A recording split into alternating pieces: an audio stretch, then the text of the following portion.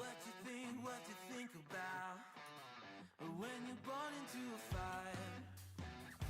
Let 'em burn it out. Sell 'em to the richest buyer.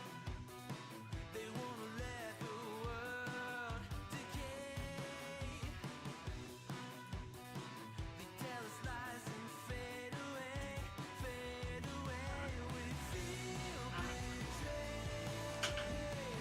We were raised to lose the race. Wake at the back of the pack, we kill it anyway. Listen up now, because we're never dropping out. Beat the odds, beat the big house. Our brains are bigger than the doubt. We've been thinking for ourselves, never let the truth fade away. This is bigger than ourselves, we won't let the world burn away. Burn away, we feel betrayed. We were raised to lose the race. Wake at the back of the pack, we kill it anyway. So hello to everyone. As you can see, we're back live today, and this is the key to make it the next following day. Let me tell you something.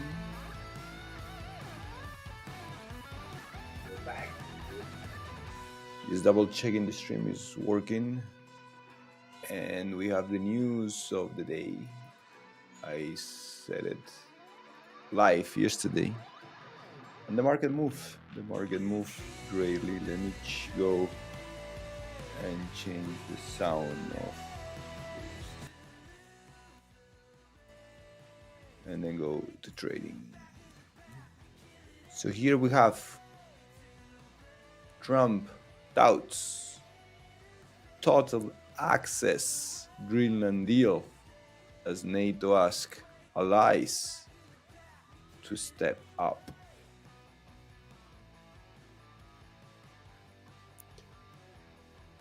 So let me copy this.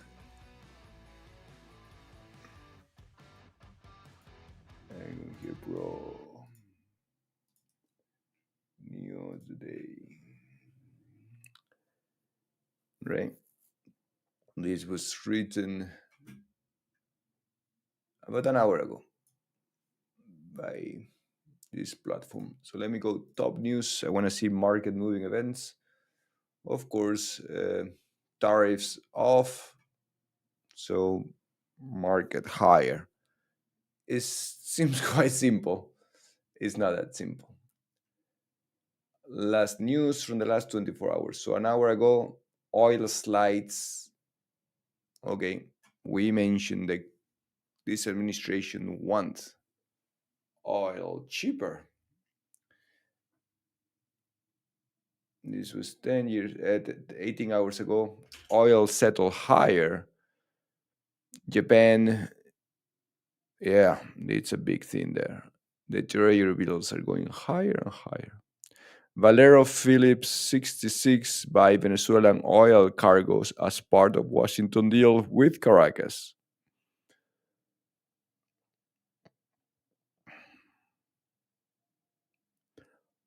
Dollar gains after Trump agrees 18 hours ago. Gas prices rise over 6% on low storage. This is in Europe.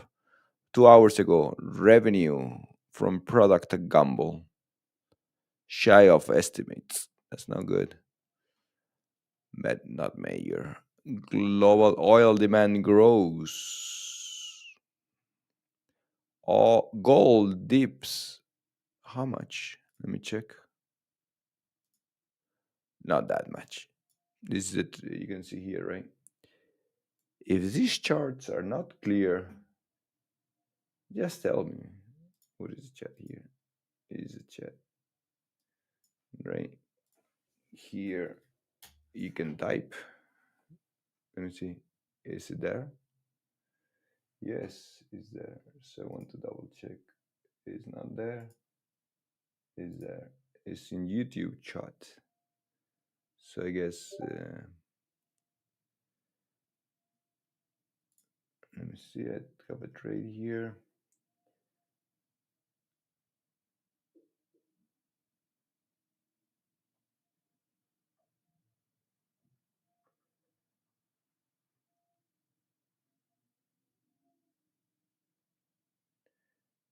Okay. So oil, gold not down, and silver maintaining around yesterday's level. It was down a little bit overnight, and gold overnight a little bit, but not much. This was 13 hours ago. This was 24 hours ago. It's Netflix. These are the markets. Let's go into the companies. This is what we expect. Right, an hour ago, Product and Gamble. G Aerospace forecast profits about estimates. Yeah, of course. Robots profit forecast about, okay, nothing major that we didn't cover yet, right? Removing this, let's go and focus on the news. Today, GDP, we had the number already, right? It was the delay number, prior consensus, actual. Personal consumption in line.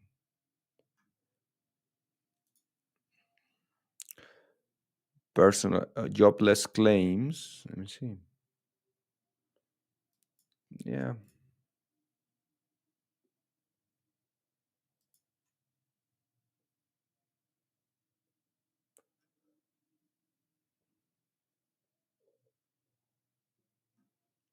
Okay. That's that.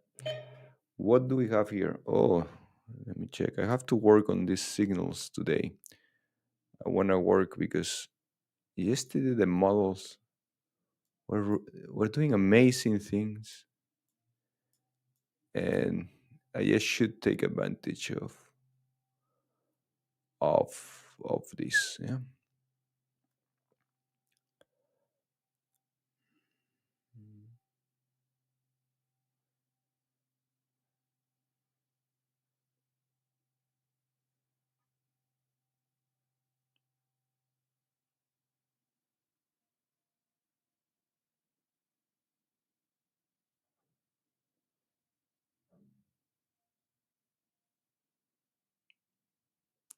I need to look a way of making money with this model. It makes sense.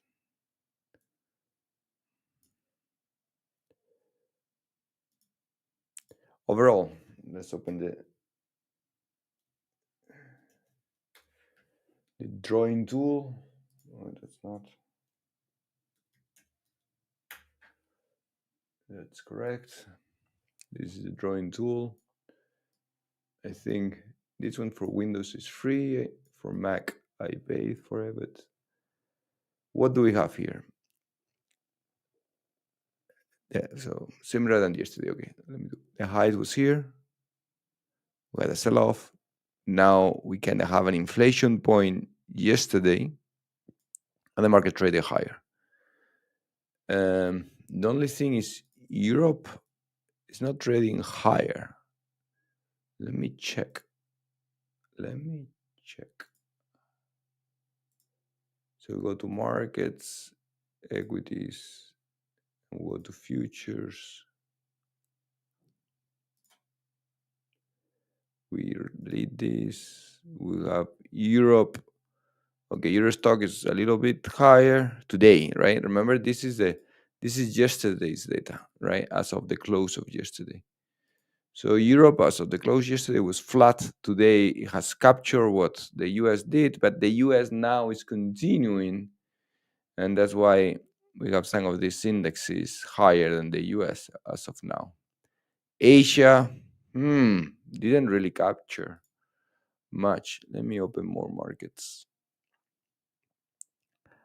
You see, EU here, it was not really, really, really extraordinary for Asia. Oh, we went to equities overview. Indexes, futures. Going back.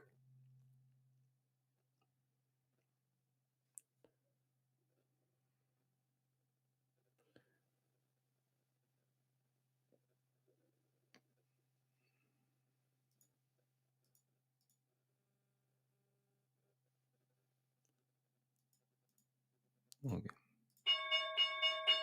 And we're open. We are open.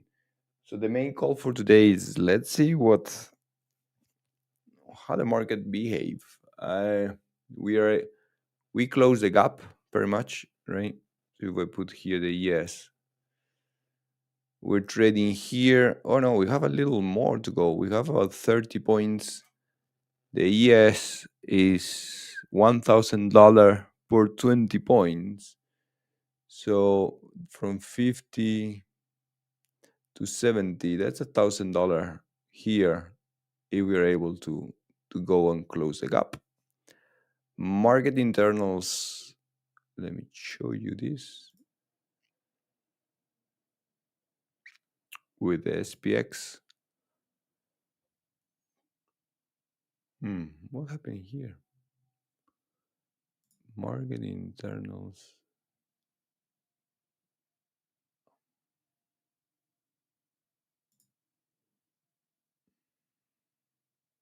Only showing Nasdaq and New York Stock Exchange.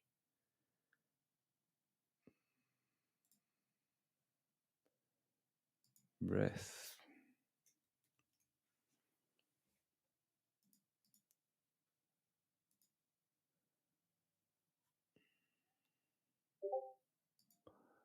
Let me remove that. Apply. And save. Yes. So market internals, I mean, you cannot say they're negative, right? They're positive.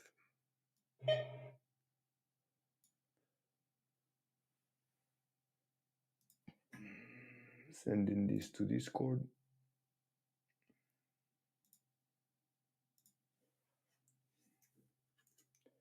And if you want to get to Discord, you just go to Runbots here. Runbots. Copy this link. I'm going to put it in the chat. So I am in YouTube chat, right? Go there and you get the link to Discord, right? This doesn't look so negative as of now, right? What do we have? Look, 0.4 on the year, on the month, and on the quarter.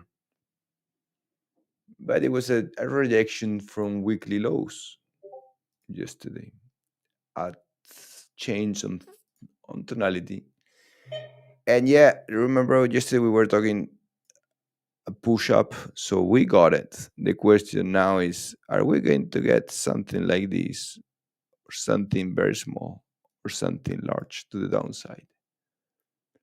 We got 1% in the S&P 500 yesterday. I want to see volatility. S&P 500, New York Stock Exchange today is strong. It just turned to be just one day for New York, for Nasdaq. So it's stronger than I saw a few days ago. VIX from 20 went to 18. Let's see how it's now. Let me go here.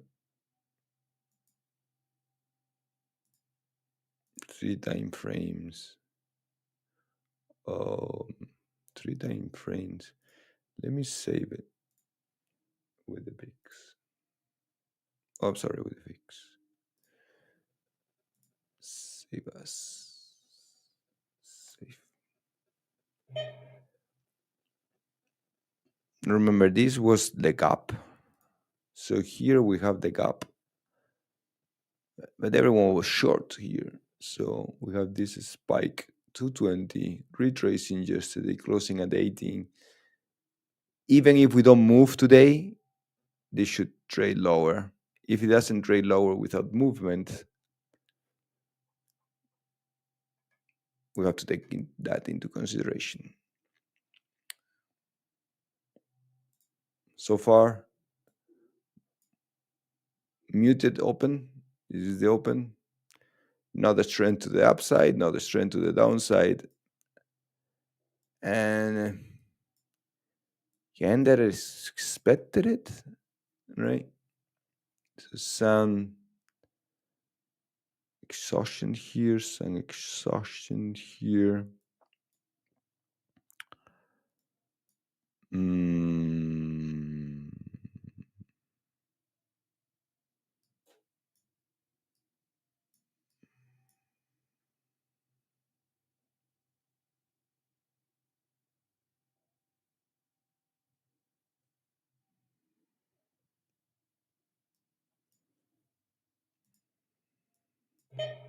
big sell, another sell.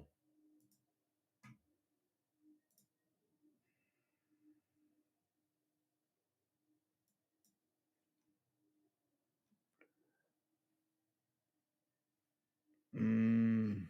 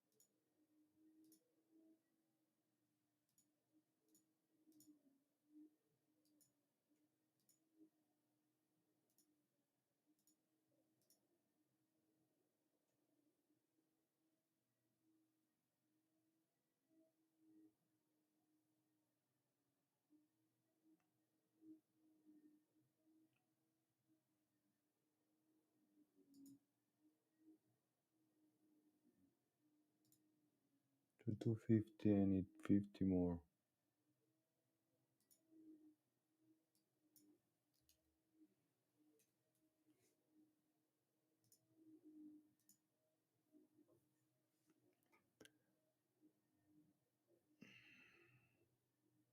The ES and NQ not moving significant. Now the NQ traded below VWAP.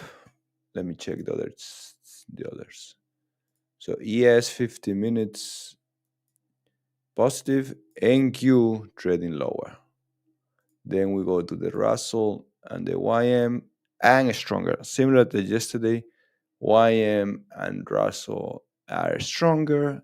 The big mega caps are not cooperating, right? Dow Jones quite strong.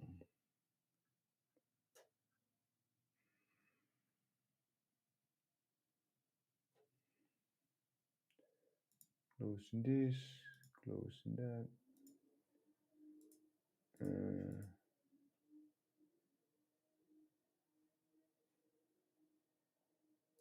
Opening this.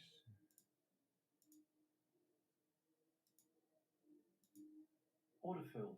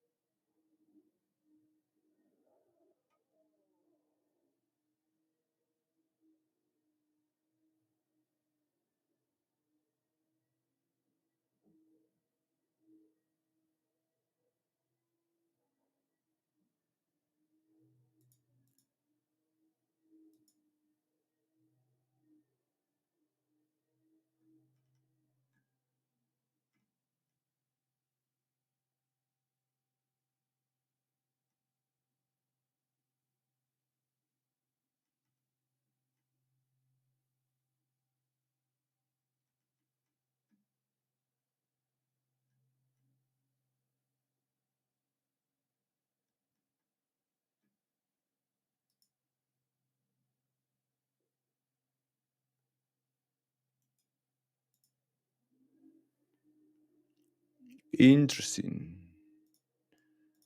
Yes. NQ not. Yes. So I guess I could add here create duplicate tab. I could add here index sub futures YM. I could add I could add here duplicate. I could add here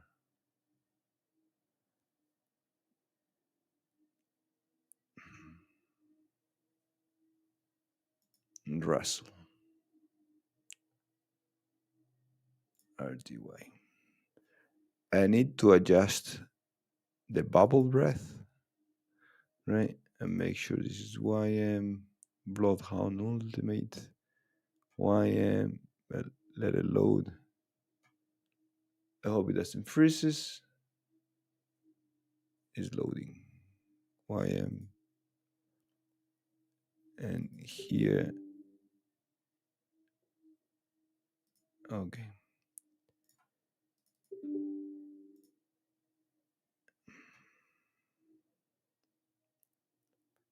Oh, I see. No link. No link. No link. No link. Wait. The 1,000 ticks. The 1,000 ticks might not be optimal, but we'll wait. Let's go continue with the routine today and going back and forth and going back and forth. But it's a way not to trade. Not to trade. Let me see how many people are in the chat. YouTube. Oh, one viewer. So nice to see the one viewer.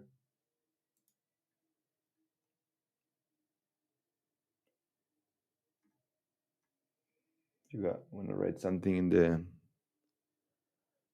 chat? Would be better. Financials down. Look at this. Financial downs. Energy. Russell. Russell is staggering 8.7%, yeah, year to date. India, as of the close of yesterday. And where is Argentina? Oh, Argentina turned positive in US dollars. Interesting. We need to check oil, right? Apple down, REITs. This is, remember, this is as of the close yesterday. So gold on fire, silver doing good. Let's check oil. So go here, go here. Volatility increasing in the first candles, right? Oil. Oil gapped down. Give it to the bears. Trend line gap down.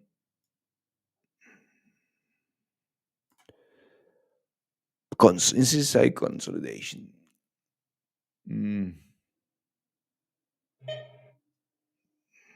Very tricky. Very, very tricky.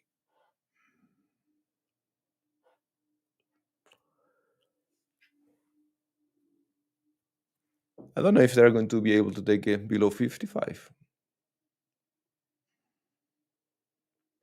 They want to. They said so. But this might be cheap enough.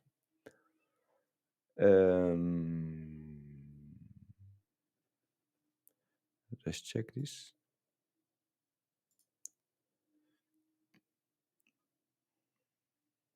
YM.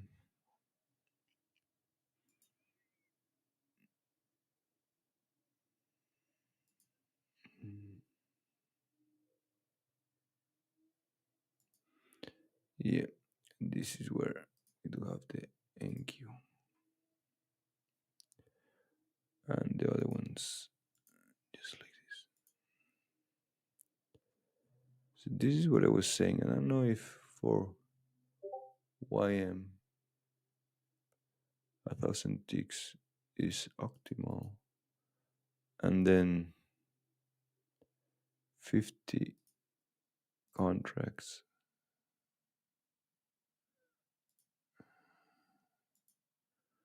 Yeah, I think maybe this just had more noise than anything else.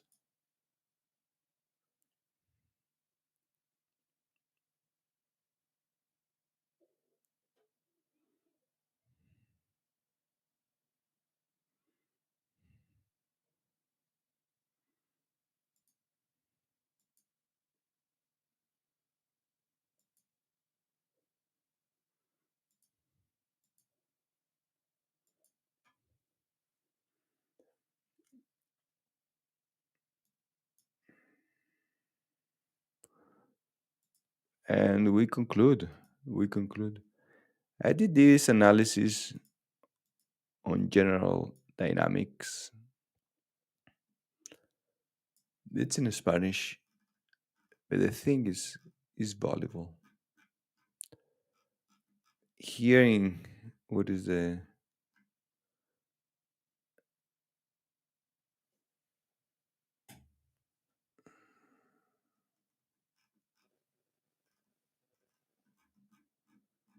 oh, it's not public. Let me check something.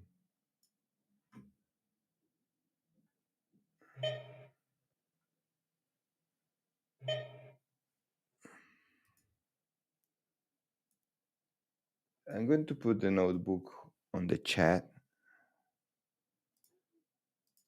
so you can see it.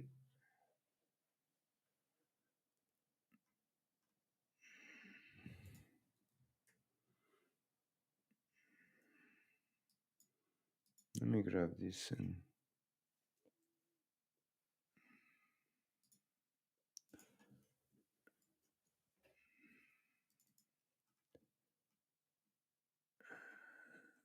notebook is not here. Yeah?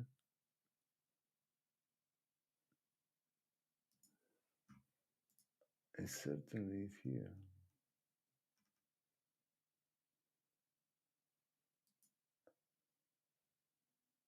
And in the notebook we have.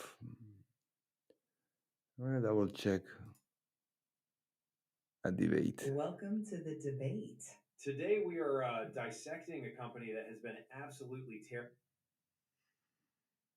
up the charts, yet somehow still feels like the underdog of the industrial sector. We are talking about General Dynamics. It's a really fascinating setup, right?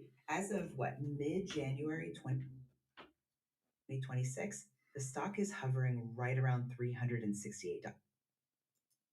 Um,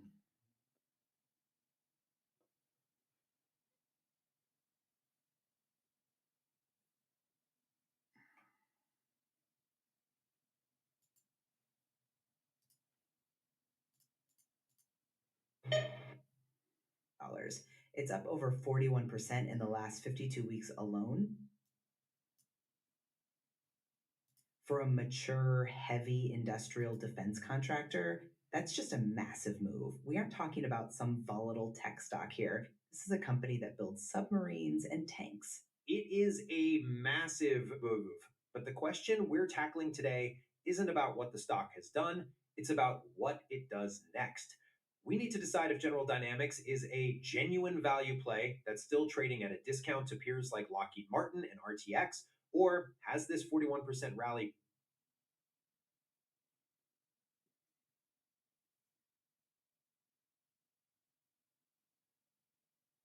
I don't know.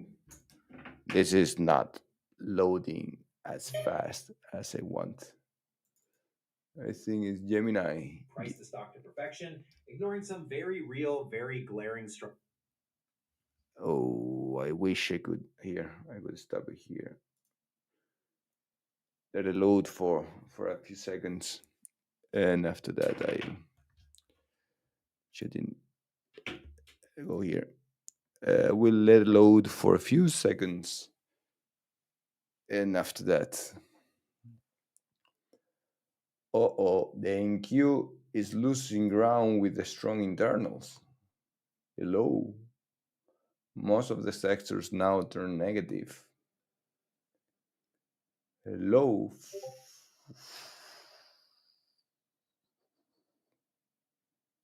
Let's go to this chart. Russell below VWAP, YM below VWAP, ES below VWAP, and NQ below VWAP. So let me check how much lower it needs to go until we press for another rally. Hmm. So what I was thinking is, hey, maybe we have a flash to the upside, close the gap, and then hold. But no, it's not been like that. Um, you can see here. Okay, technically, yeah, we close the gap, but I wanted to go inside of the value area for Friday. It is true, we close the gap. And NDX, which is weaker, closed the gap yesterday.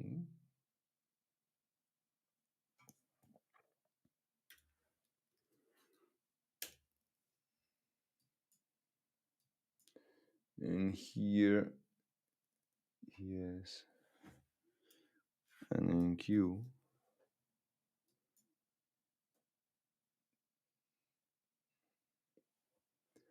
Okay, so I did it. We're 0.5. New trade.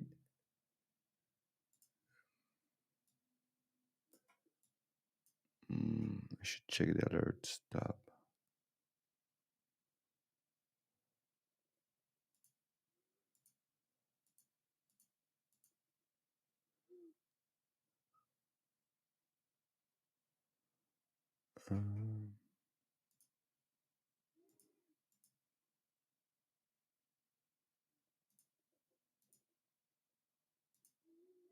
We couldn't connect to this, yeah?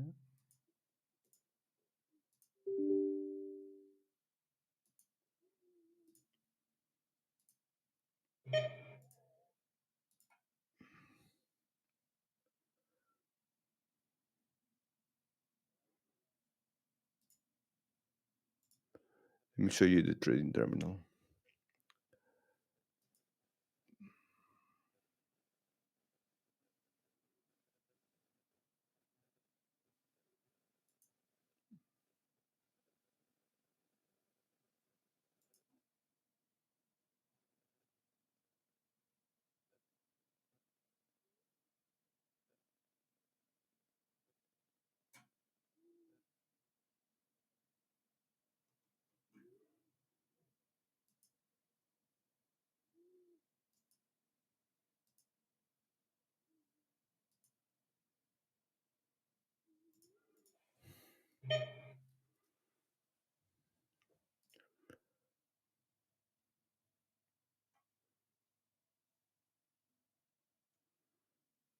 So the issue is not my internet, for sure.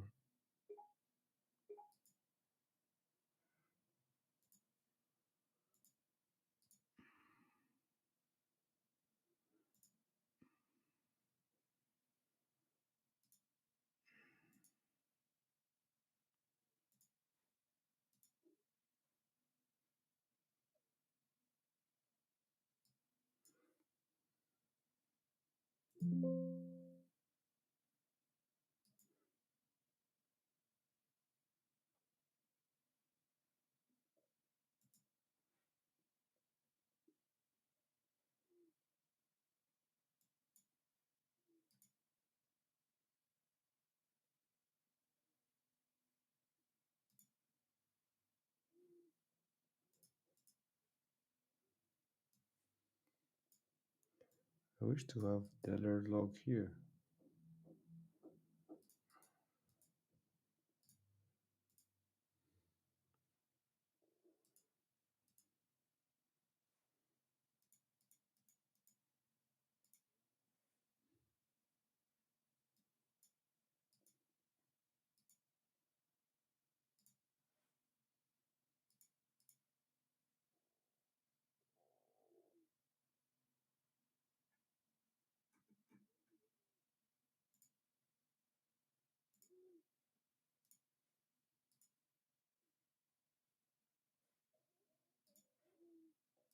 Okay, I won't lose time with that. Yes, yeah, I am.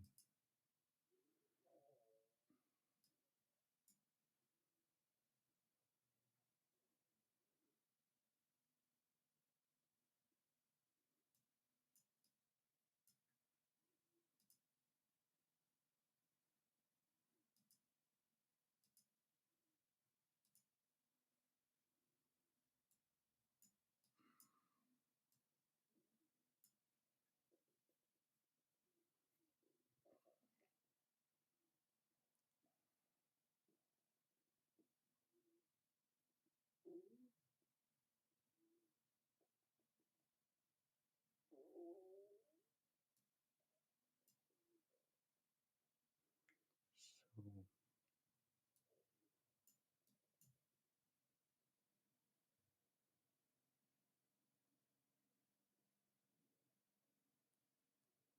so from here to here is 50.20 points. 30 points.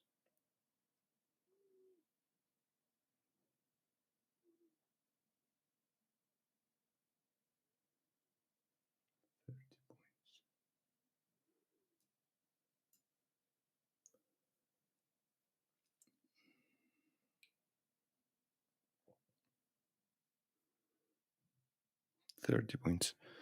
Let me do this in the Nasdaq, okay? Um, and while I do this, I'm going to put the debates in general dynamics. Flaws. I think that framework is exactly right. And to, put my cards on the table immediately, I'll take the side of the bulls on this one. I see General Dynamics or GD as a kind of quiet giant. Even after this rally, I believe it's fundamentally undervalued. There is a dislocation between their operational performance, specifically in the aerospace and marine systems segments, and the multiple the market's assigning them compared to their competitors. The market is missing the forest for the trees here. And I'm looking at that same chart and that same business mix, and I see a trap. I argue that the valuation gap exists for a reason. It's not a mistake, it's a warning. You have a company that's becoming increasingly unbalanced, relying on capital intensive, heavy manufacturing, while their higher margin technology business just stagnates. Plus, the geographic concentration is frankly alarming. I think the easy money has already been made, and anyone buying in here is late to the party. Well, let's get into the numbers then, because the growth at a reasonable price thesis is compelling, and I want to prove it to you. We're looking at sales for the full year 2024 up 12.9% to 47.7 billion. Earnings per share for the last 12 months is sitting at $15.43. These aren't just fine numbers, they're accelerating numbers. Acceleration is great. I won't argue with that. But let's talk about what you're paying for that acceleration. Context matters. That is exactly my point. Context is where the opportunity lives. Right now, GD is trading at a forward PE, that's the price relative to expected earnings for the next fiscal year, of roughly 23.7. In isolation, maybe that sounds fair, but look at the neighborhood. Lockheed Martin is trading at 27.1 times earnings. RTX is significantly higher at 31.9. The market is pricing GD as if it's a dusty legacy industrial with no growth engine, yet its sales growth is actually outpacing many of those peers. I mean, look at Boeing. Their sales were down 14.5% in the comparable period, while GD was up double digits. Why should GD trade at such a steep discount when it's outperforming on the top line? Because, as you know, not all earnings are created equal. You can't just compare PE multiples without looking at the margin profile that drives them. The reason Lockheed and RTX command a premium isn't just hype, it's profitability. General Dynamics is operating with an EBITDA margin of what, roughly 12.1%. That significantly trails the pack. Lockheed is closer to 14.6%, and Bombardier is nearly at 16%. Margins are important, I grant you that, but they aren't the whole story. You have to look at the durability of the cash flow. Premium, or at least match the premium of competitors. For a company that is less efficient at converting a dollar of revenue into profit. Furthermore, look at the price to sales ratio. It's around 2.07. Historically, for GD, that's on the expensive side. My fear is that investors are chasing the top line revenue growth and ignoring that the business mix is shifting toward lower margin, harder to execute work. You're buying revenue, but you weren't buying efficiency. That shift in the business mix is actually where I see the biggest opportunity. We need to talk about the engine room of this growth, the segment performance.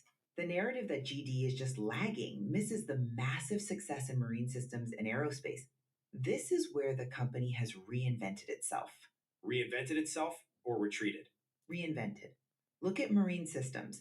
This segment has now overtaken technologies to become the largest revenue driver, pulling in over $14 billion. It's grown nearly 44% in 4 years. This isn't selling widgets or short term consulting contracts.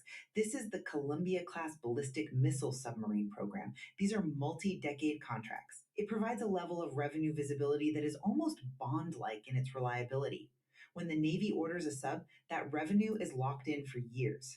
I don't deny the scale of the shipyards. Electric Boat is a national treasure, industrially speaking. But notice what you just said. Marine overtook technologies. That isn't just because marine is growing, it's because the technology segment is dead in the water. I think dead in the water is a bit hyperbolic. Is it? You mentioned marine growing 44% over 4 years. You know what the technology segment did in that same 4 year period? It grew 3.8%, not per year, total, from 12.65 billion to 13.13 billion. That is stagnant. But before we bury the tech segment, look at the other engine, aerospace. This is Gulfstream. Sales were up 30.5% in 2024 alone, reaching 11.25 billion. This is the private sector firing on all cylinders. When your two most capital intensive segments, marine and aerospace, are growing at 30 and 40% rates, that momentum carries the whole ship. You don't need the tech segment to be a rocket ship when the actual rocket ship and the submarines are doing the heavy lifting. But this brings us back to the valuation multiple.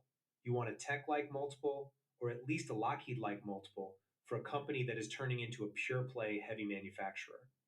The technology segment, which includes IT services and mission systems, should be the high margin, scalable part of the business.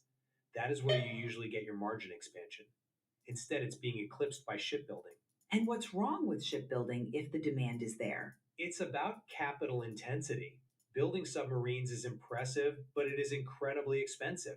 It requires massive infrastructure, dry docks, and thousands of skilled laborers who are hard to find.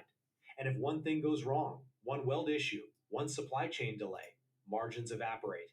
If GD is becoming a shipyard first company, that justifies a lower PE multiple, not a higher one. The market pays up for software scalability because you can sell the same code a million times. You can only sell a submarine once, and it takes 10 years to build.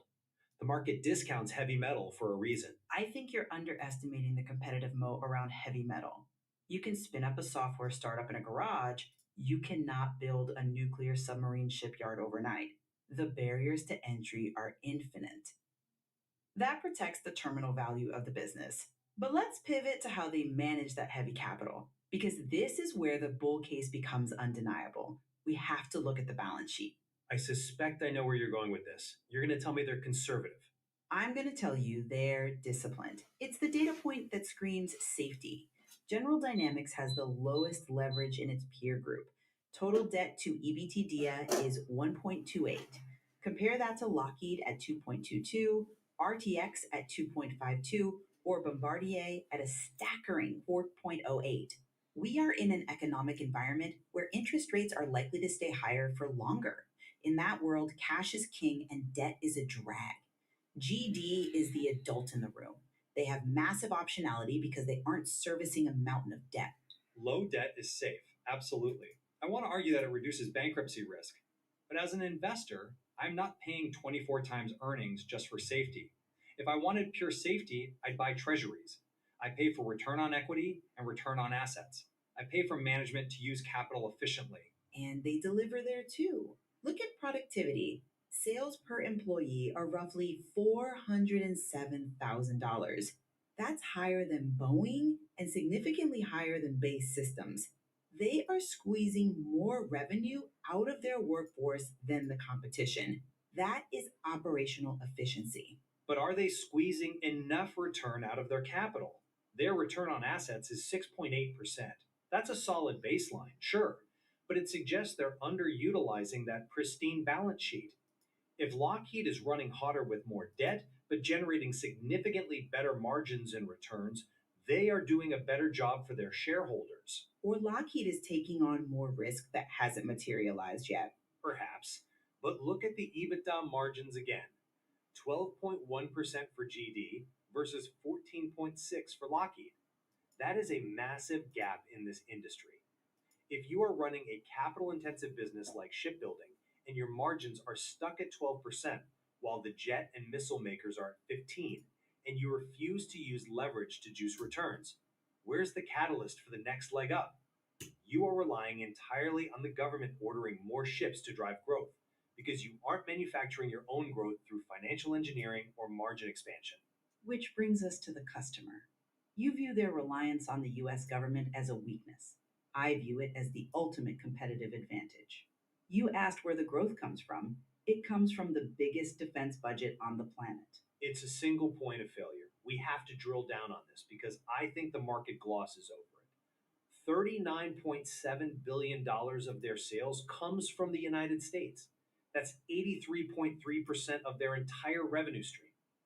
The US defense budget is the most reliable revenue stream in history. It has compounded upwards for decades. It's reliable until politics gets in the way. We have seen sequestration, we have seen continuing resolutions, we've seen debt ceiling fights where payments get delayed. If the political winds shift and the Navy budget gets trimmed, or if there's a pivot toward unmanned drones instead of massive holes, GD has nowhere to hide. Compare that to Airbus, which is 40% Europe, or even Boeing, which despite its problems has a massive global commercial footprint. If the US slows down, Bay or Airbus can pivot to the Middle East or Asia. GD is locked in. But the data shows that lock in is a tailwind right now. US sales grew 11% in the first 3 quarters of 2025. Meanwhile, look at their international segments. You say they can't pivot, but they are growing abroad. South American sales were up 90% last year. The Middle East was up 46%. They are planting seeds in these markets. But let's look at the absolute numbers. A 90% increase on a tiny number is still a tiny number. South American sales were roughly 290 million. US sales were 40 billion. That international growth is a rounding error. It doesn't diversify the risk fast enough to matter for the 2026 theses. If the US budget sneezes, General Dynamics catches pneumonia. I just disagree with the risk assessment. I think the market and this 41% rally is telling us that investors want domestic security. In a volatile geopolitical world, betting on the US industrial base is the safest play. That's why the stock is up. Investors are valuing the security of the US defense budget over the volatility of international commercial markets. They are paying a premium for the certainty that comes with being Uncle Sam's favorite shipbuilder. Or the stock is up because the entire sector lifted and GD played catch up. But now, with the lagging technology segment and the margin compression, the rubber band is stretched too tight. I don't see it as a stretch. I see it as a re rating. The market is finally waking up to the cash flow generation of the marine and aerospace dominance. And look, we haven't even really touched on the cyclicality of aerospace, Gulfstream business jets. That is usually the bear case, right? What if a recession hits? Exactly. Business jets are historically the first thing to get cut when corporate profits soften. It's a discretionary purchase. But the backlog tells a different story. The demand for business aviation has structurally shifted post pandemic. It's not just a luxury anymore, it's a productivity tool for corporations. And look at the new models, the G700, the G800, these are selling. And even if aerospace softens, you have the submarine contracts locked in for a decade. That balance is what makes GD unique. You have the high beta growth potential of jets paired with the defensive stability of ships. But you are missing the third leg of the stool. You keep ignoring that the technology segment, the part that should be bridging the gap and boosting margins, is asleep at the wheel. It's not asleep, it's steady. Steady doesn't justify a multiple expansion to catch up with Lockheed. If technologies continues to stagnate, the market is going to stop viewing GD as a diversified defense contractor and start viewing it solely as a low margin shipyard. And if that re-rating happens, $368 is going to look very expensive very quickly. Shipyards trade at 12 to 15 times earnings, not 24. You are paying a software multiple for a welding torch business. I think that's overly pessimistic. Even if technologies is just a cash cow, it funds the capex for the marine growth without requiring debt. That self funding model is rare. It allows them to grow marine at 43% without blowing up the balance sheet. That is strategic synergy. It's rare, but is it optimal? That's the debate. Is the synergy worth the margin drag? I believe it is. And I think when you look at something like the EV to revenue ratios, the numbers back me up. GD is at 2.0 for FY1, Lockheed's at 2.07. They're right in line on revenue multiples. The market is saying these revenue streams are of similar quality, but GD has the better debt profile. That is a fair comparison on revenue. But again, I just go back to the bottom line. Lockheed converts that revenue to profit better.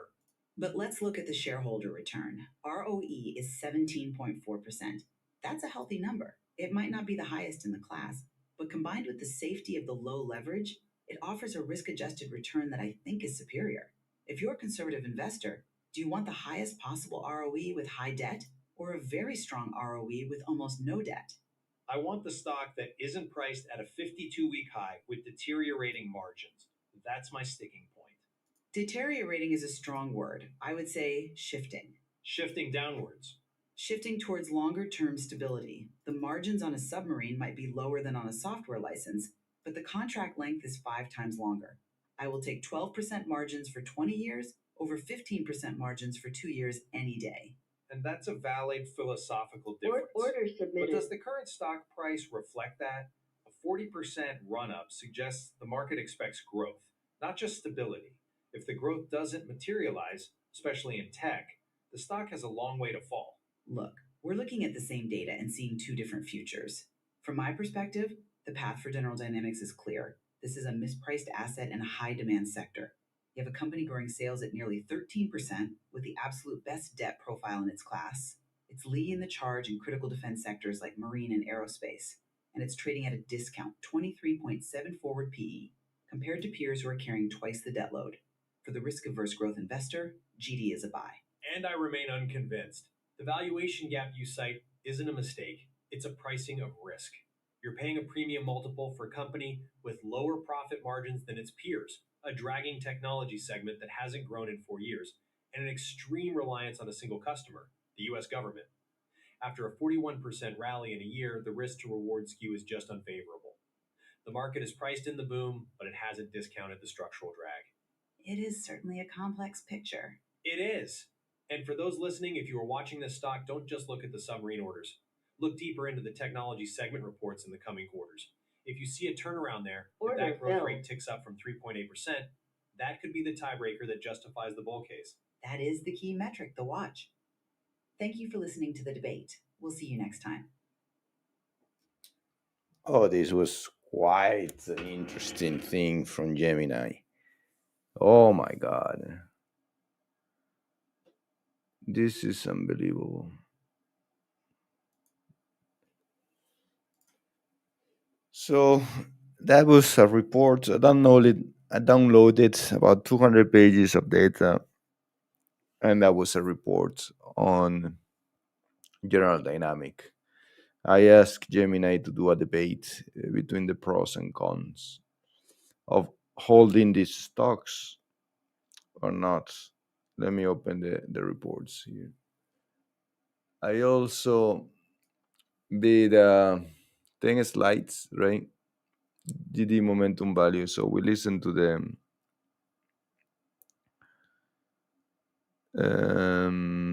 debate, general dynamic numbers. So let me throw the numbers, right?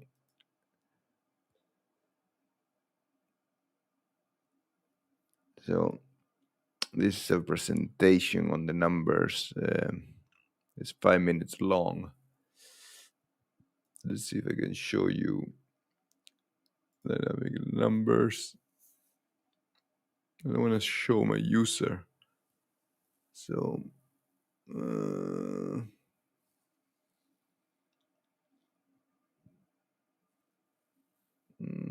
how can I do this? Maybe maximize. Let me click play and see what happens if I maximize. This can work, but if I maximize here, you don't see it. So let me try to open it here. Let's see if you open grades. If not, we'll see. Yes, it opening much better. So general dynamic on numbers. I click play. Have you ever wondered about the massive companies that shape our world? You know, the ones building everything from fighter jets to deep sea submarines? Well, today we're pulling back the curtain on one of the biggest players out there. Oh, my bad. Here. Have you ever wondered about the massive companies that shape our world?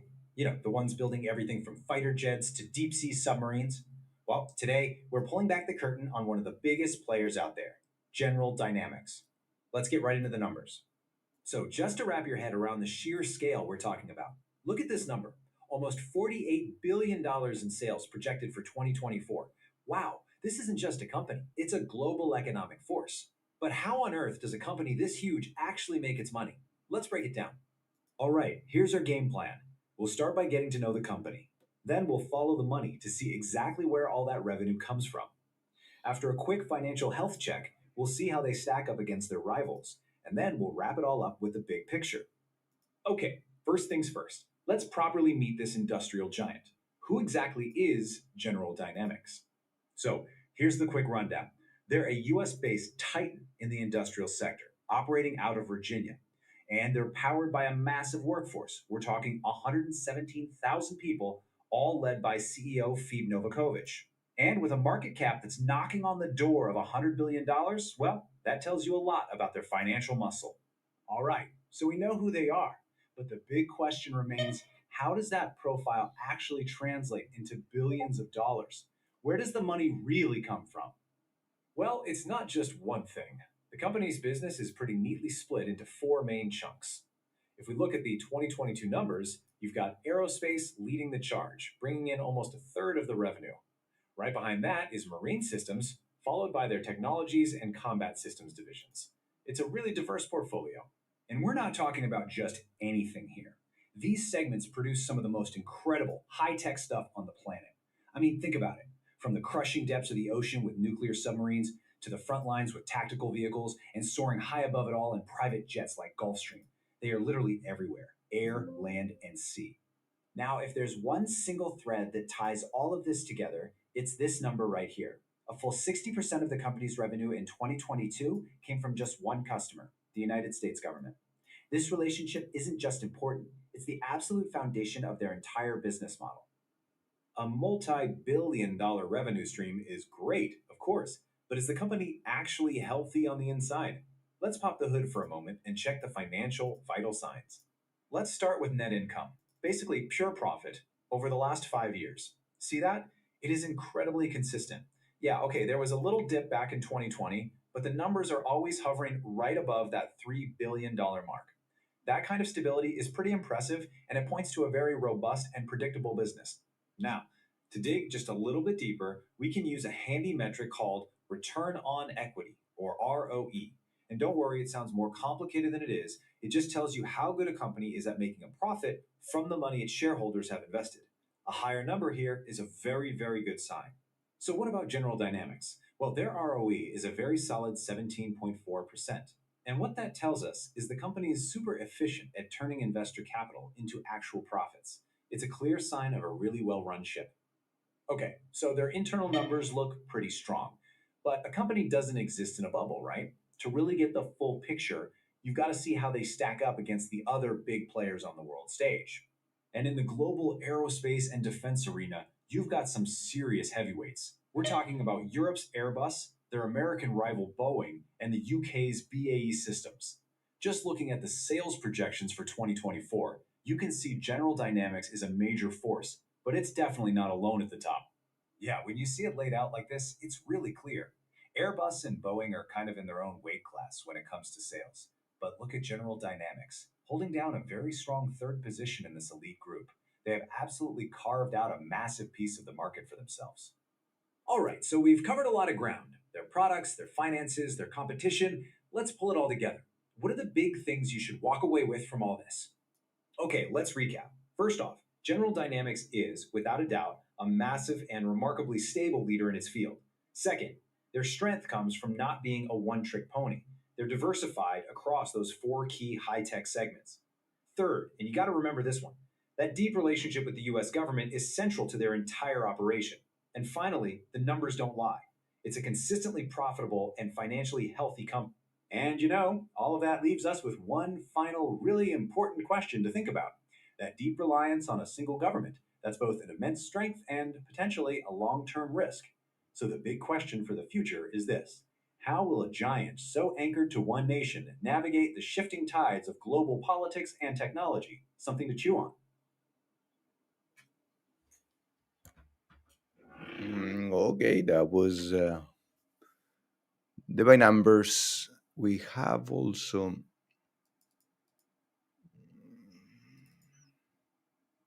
go here, go in here, right? So we did the debate, we did the numbers, the safety value momentum.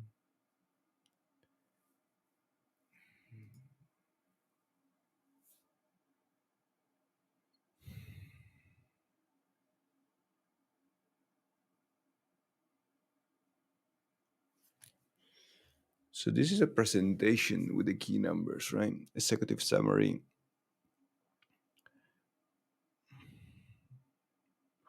market cap, current price, growth.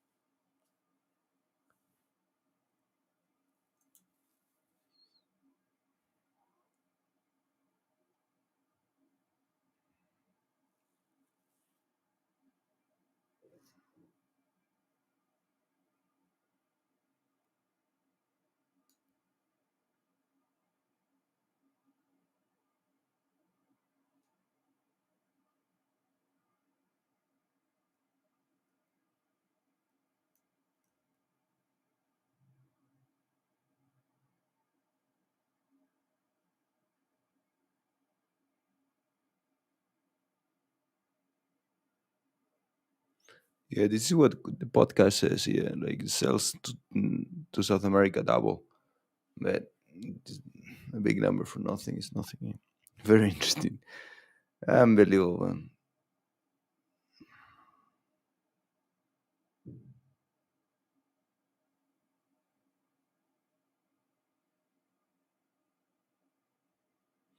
I mean, for a professional like me to make this analysis, it would take me weeks. Weeks. The problem is, okay, it's Gemini, so it doesn't hallucinate as much, right? Because it only knows the data that I provide. So let me show that. it only knows the data I provide. So let me go back and, and you can see the presentation. This was done in 2 hours of work from my side. So if I wanted to do this like by myself, we're talking about weeks, and sure, weeks. Uh, the question here is double checking all the data. And only knows what the data I provided, right? This is Gemini, so that's safe, fair, safer. But hey, to be able to take financial trade decisions based on this, it's a different ball game. I mean, our brains has to be wired differently.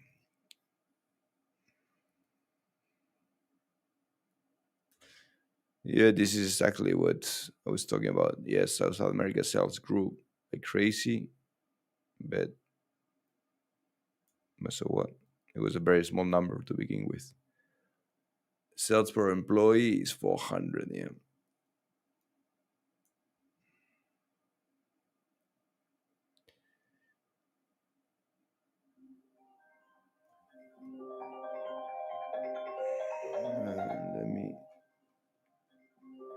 Let me pick this up.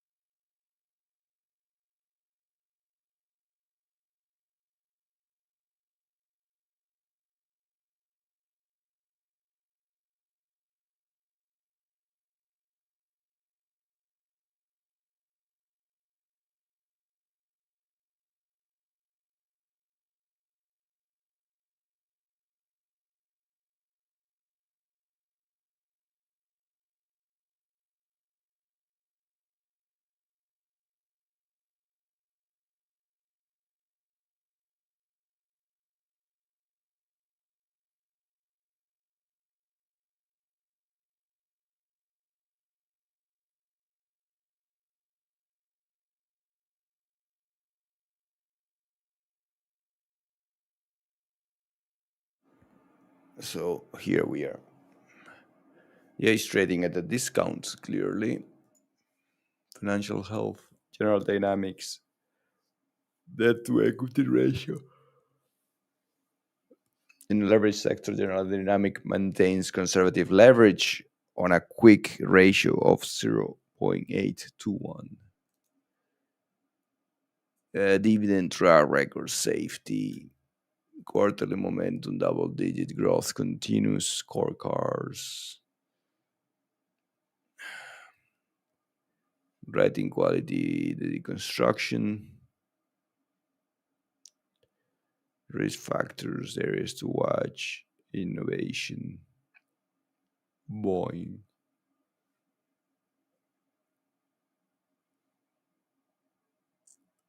Yeah, the cash collection cycle is worse, but investment thesis.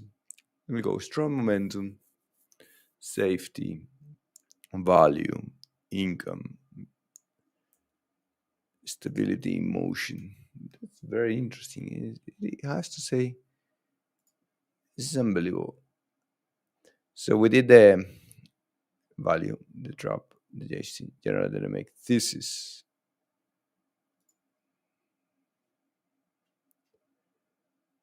Maximize this.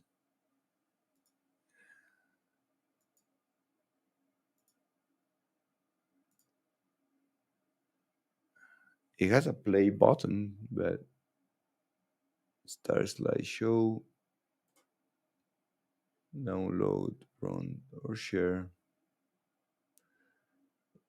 I guess I could do this.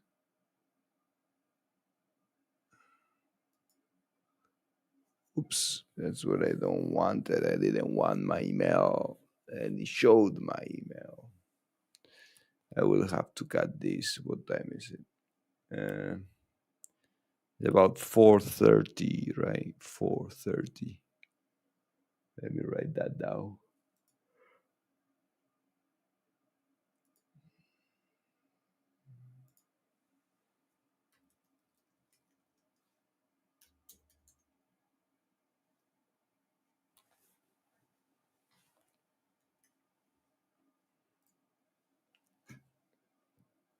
So here we have this.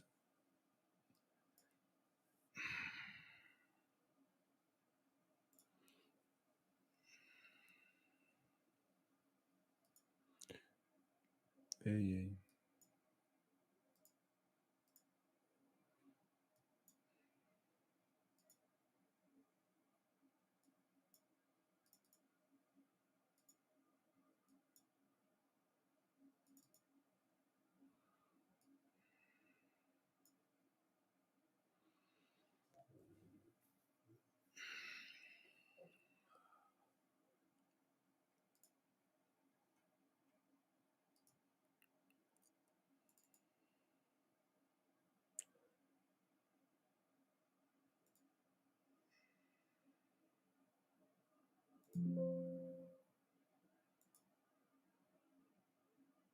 How to select entry close. Profit target 3.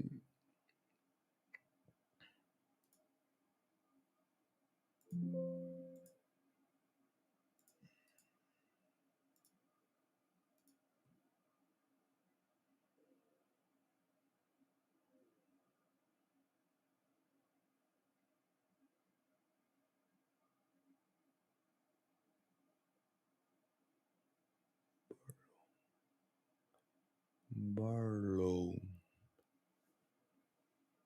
or bar high, right? Fixed 4 bar low on high.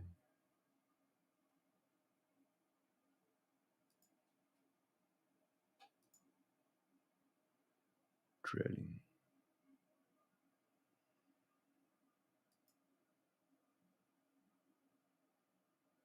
Safe.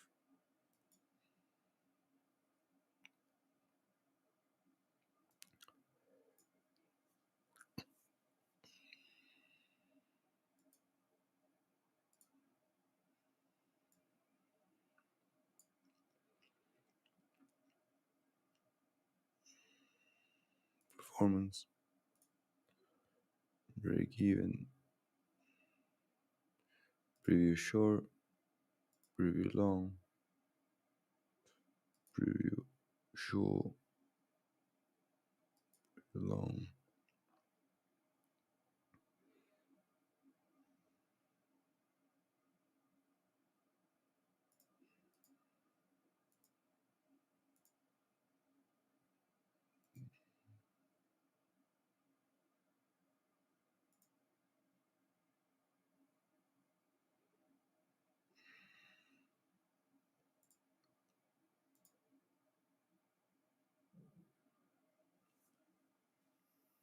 They should go for a short here.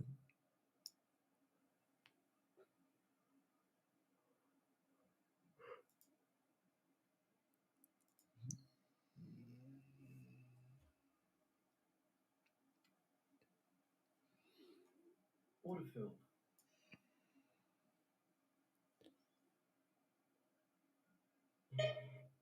There's the reward.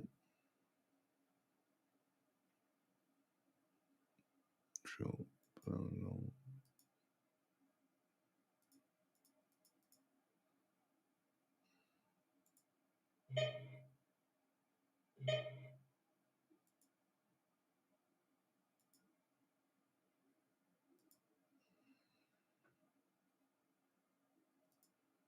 Invalid.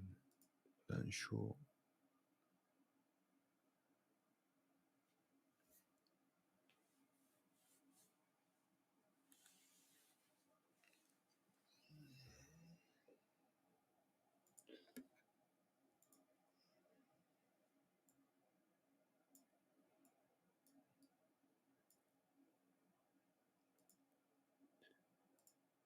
And show.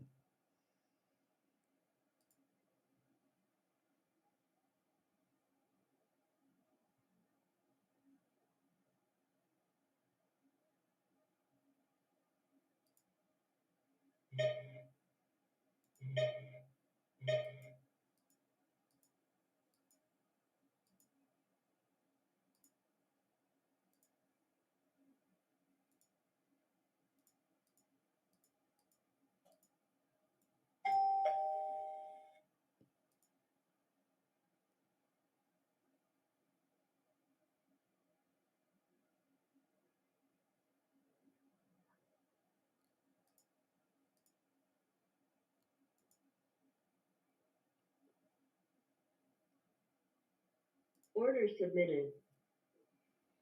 Order submitted.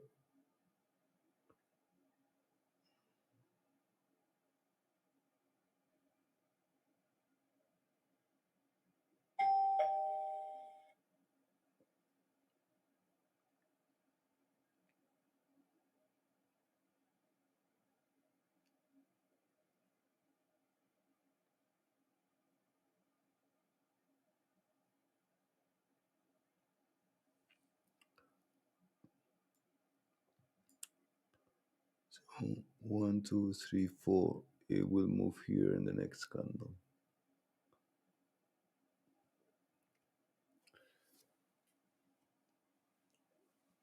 So it will move to the low of that in the next candle.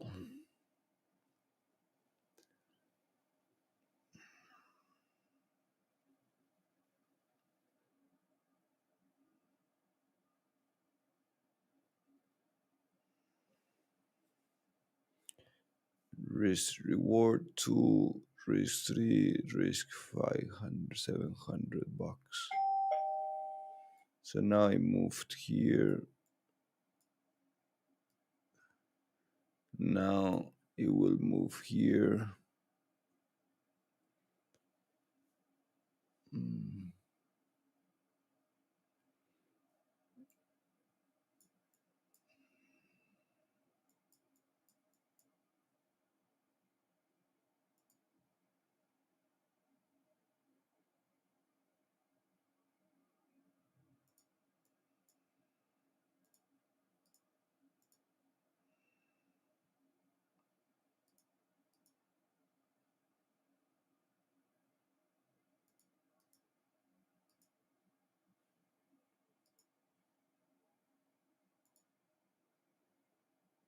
Stop loss. Move here. Where is it? Order failed. So it didn't work.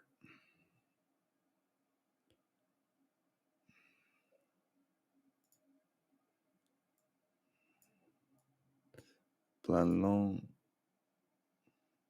invalid. Plan short,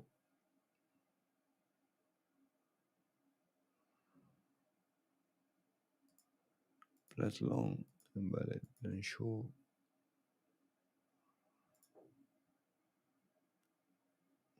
Mm.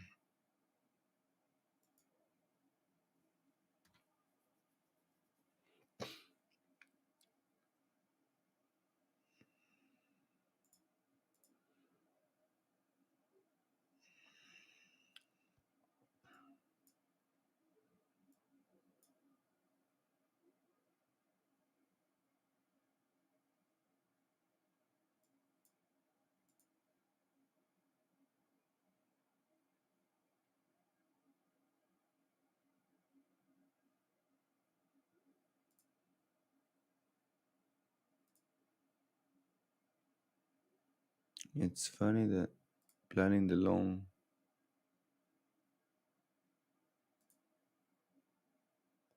so now it's allowing me both.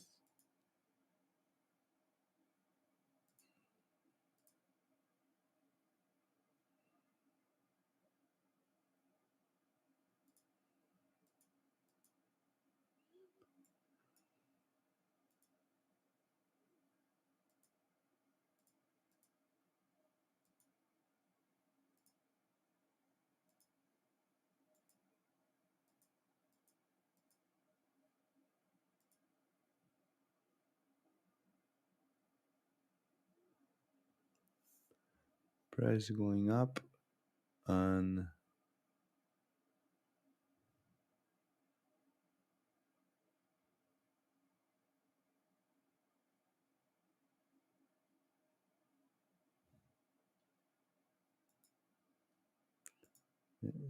really long.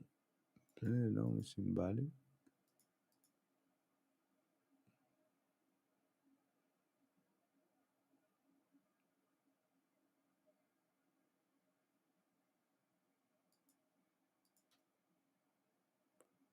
One, two, three, 4 bars exit.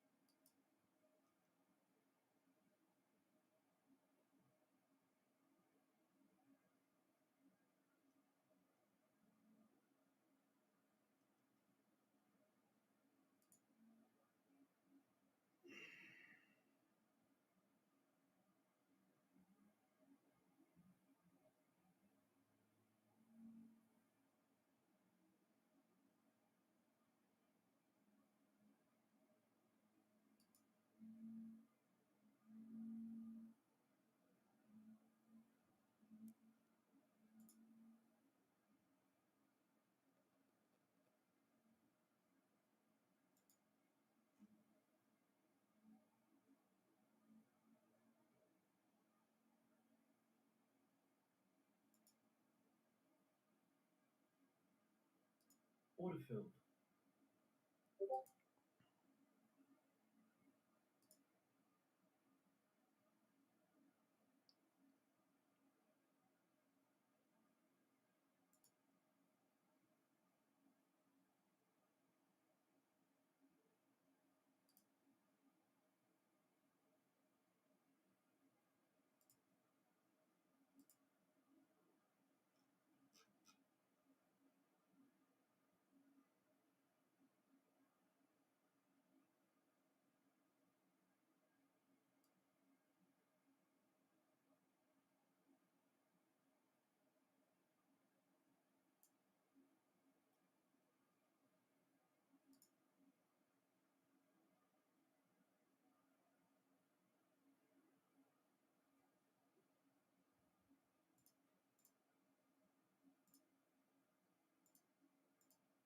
¿Y por qué no me deja?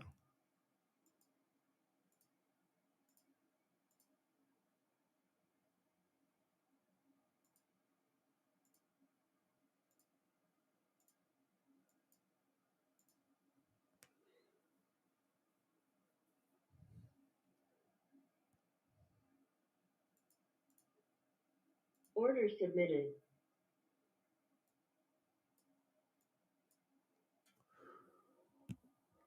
Order, auto select, entry, close.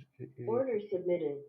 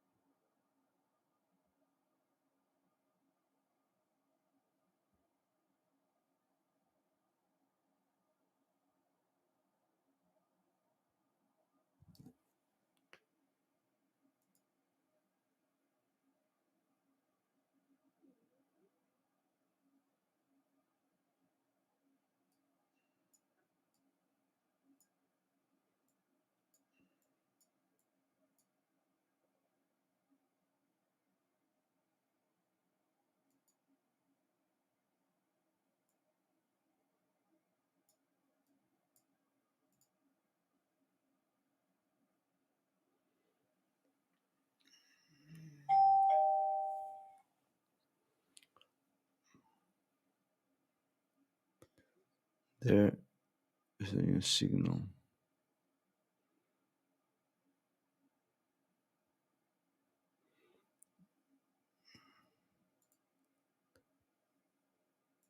So market internals are improving. When 25,700, 25,700,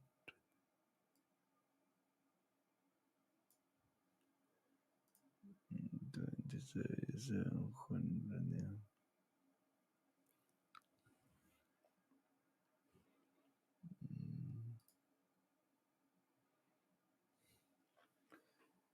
So this is a 3-to-1 risk reward ratio, which now is trailing the stop to 4 candles behind.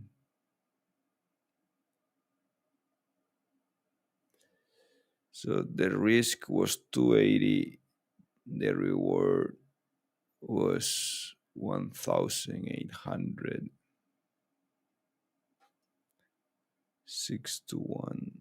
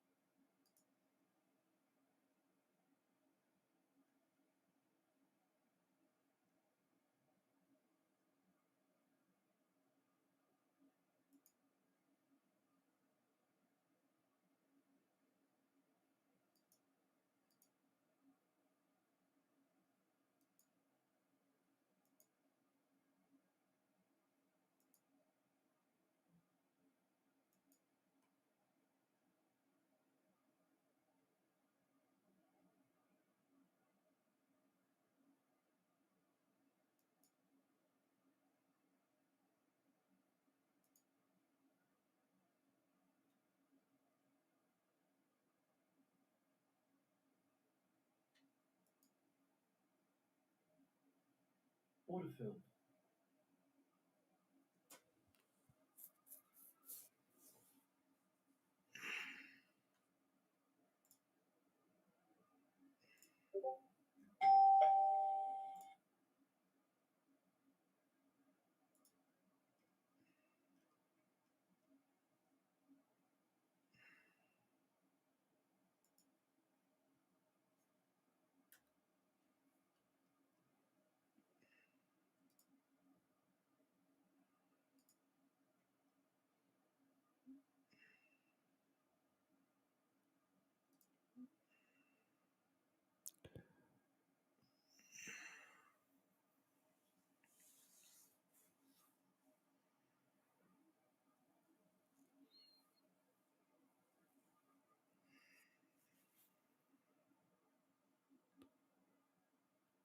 So now it's trading stop. Let's see if I can move the trading stop.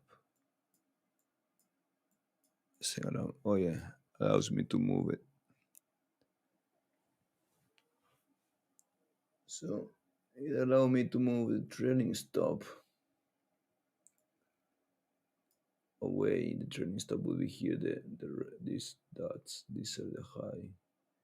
But in the next candle, it goes again.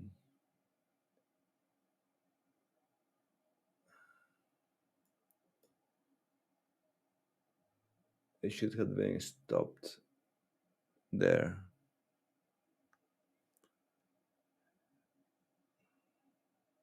Order filled. And then it stopped me down here. So this is a $500 loss on the day, but they should have been stopped here. Now it's below VWAP.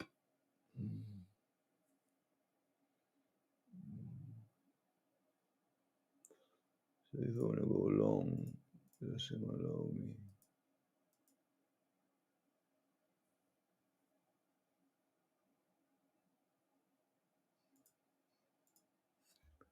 Change setting, I select. There I go. And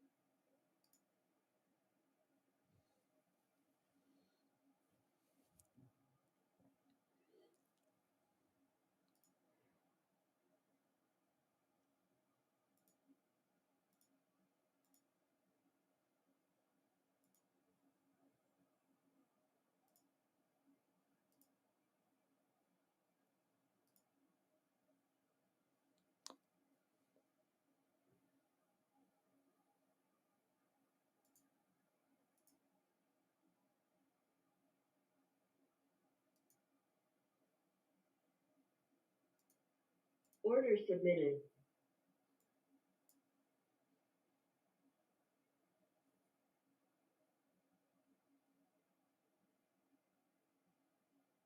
Order canceled. Order submitted.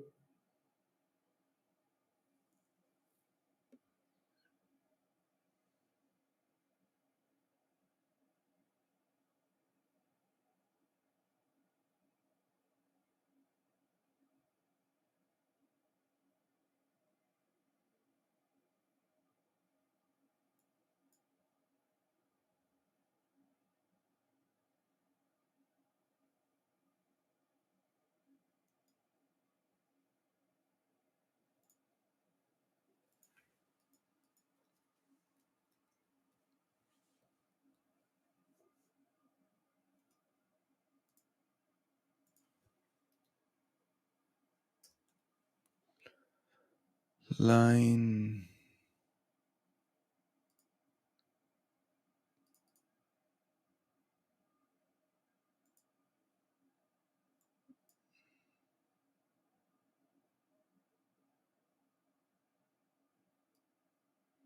Where is this?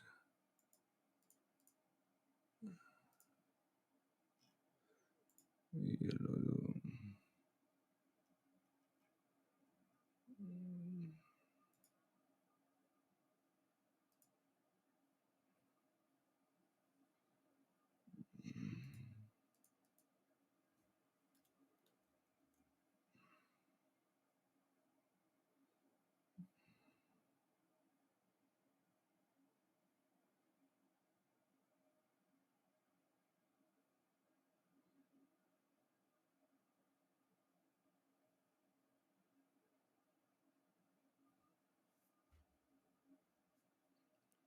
So Order failed.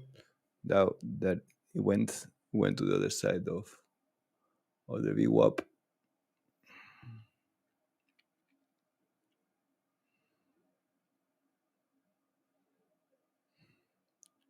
and we were out.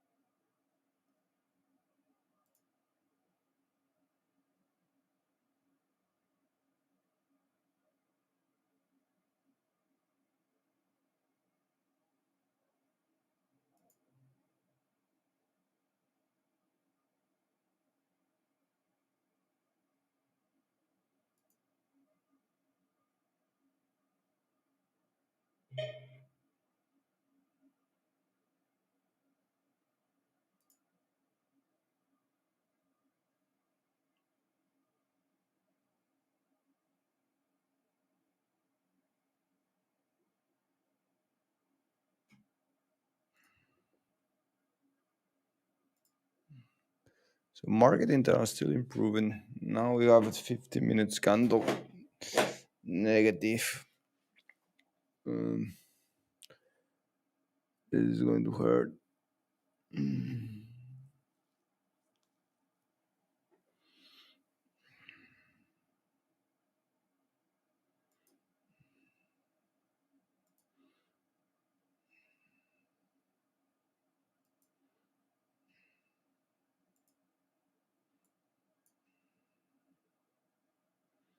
The Wayne kept going.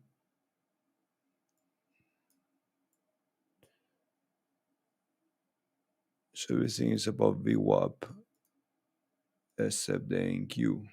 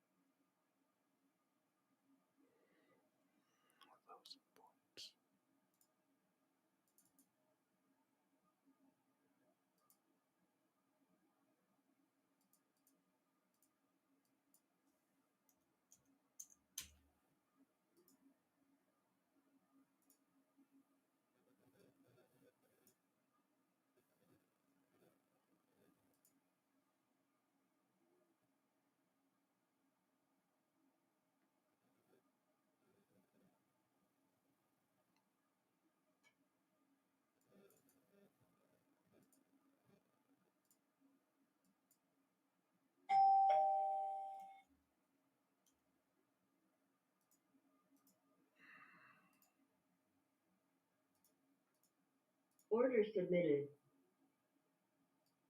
Order submitted.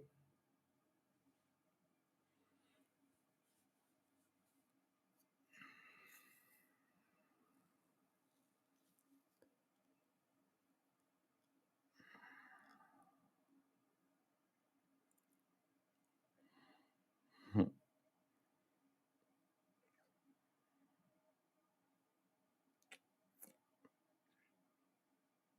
take it maybe.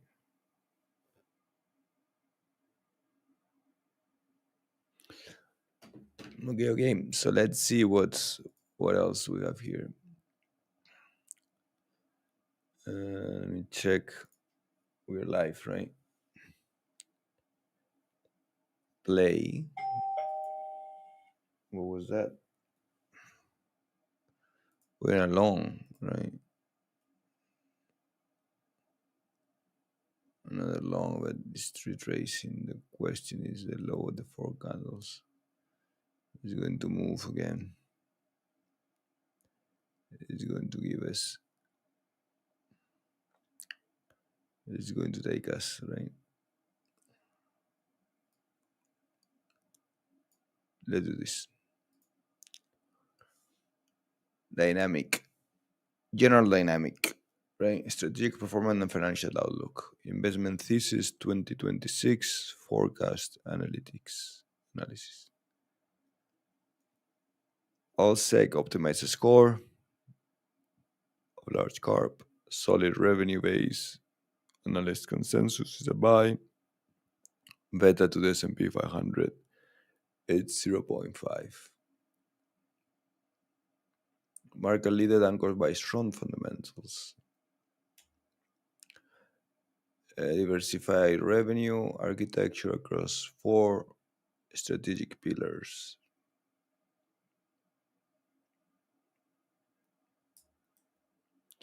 Revenue projection.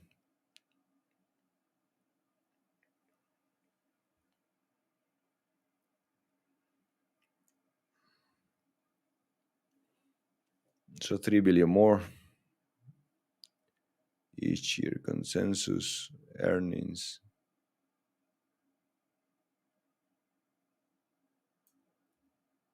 Top tier breakdown. Oh, this is interesting.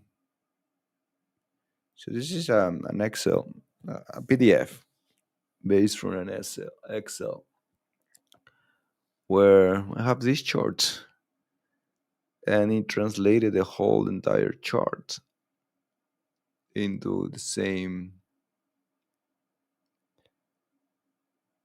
format. Scorecard, yeah. Top tier performer breaking down the 10 to 9 score.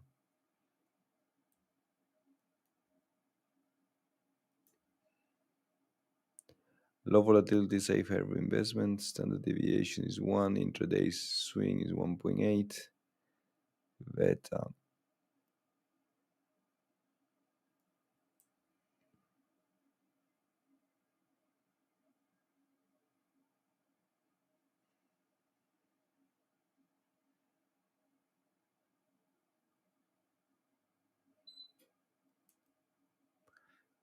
Consensus outlook.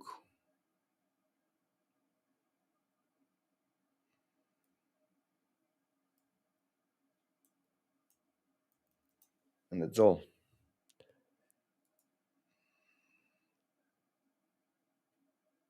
Investment thesis. That's what we did. And then in Spanish, we have this article.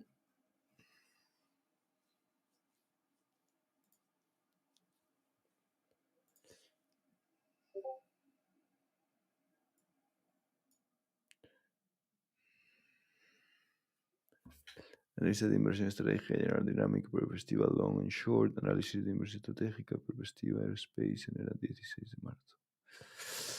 16 de 22, ¿no? Perfil del emisor.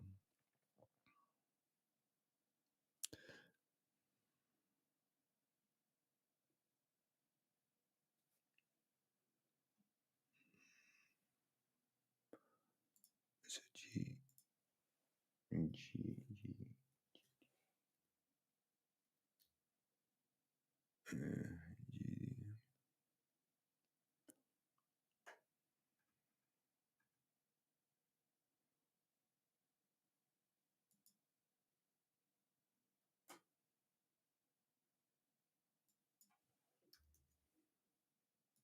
Order filled.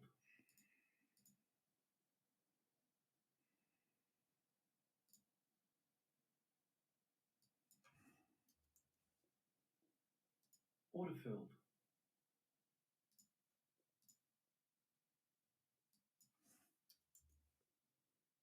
Order filled.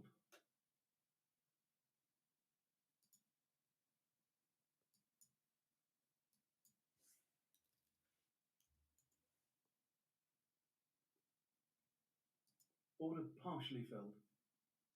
Order filled. What, this company was 18% down? 18.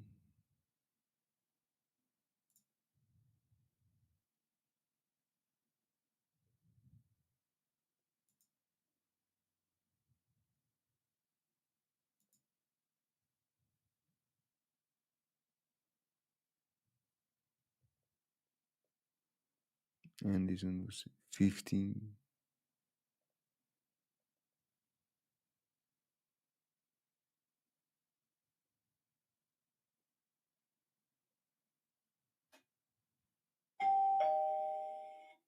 So let me check. We're not getting the alerts here though.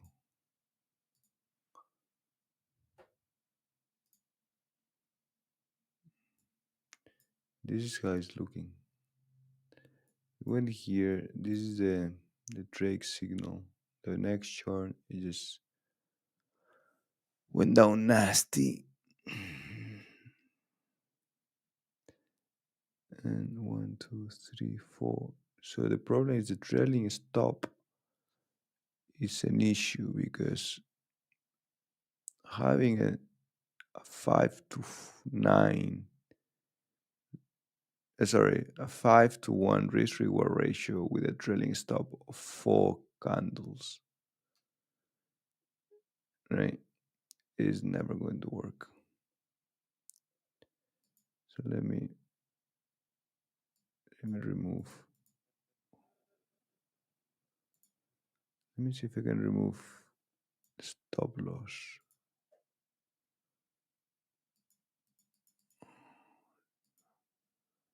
So locked.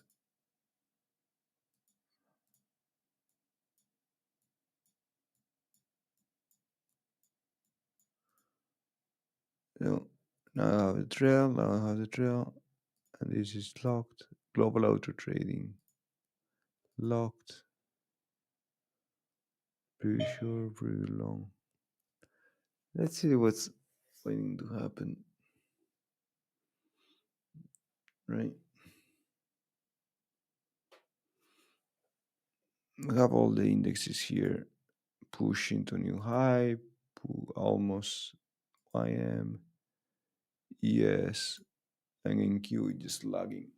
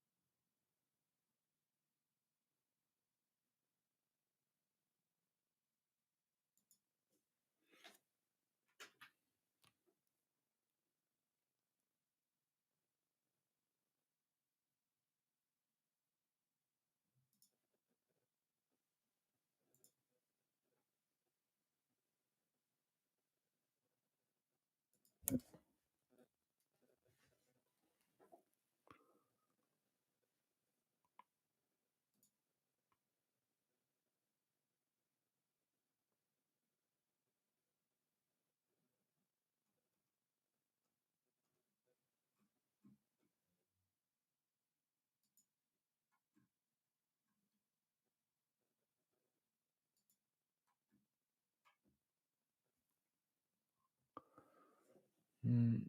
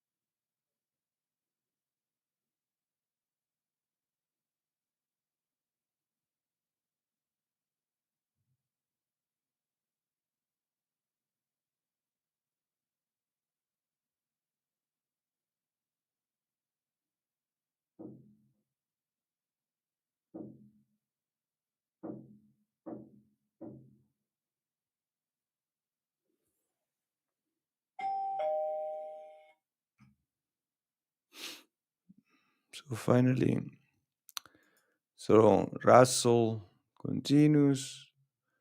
YM is there, and Russell, yes,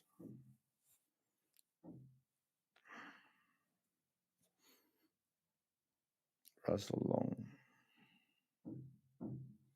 Russell long, Russell long, yes long, yes long. Thank you, mother. Go, is freaking go. I need 50 points. 50 points. 50 points.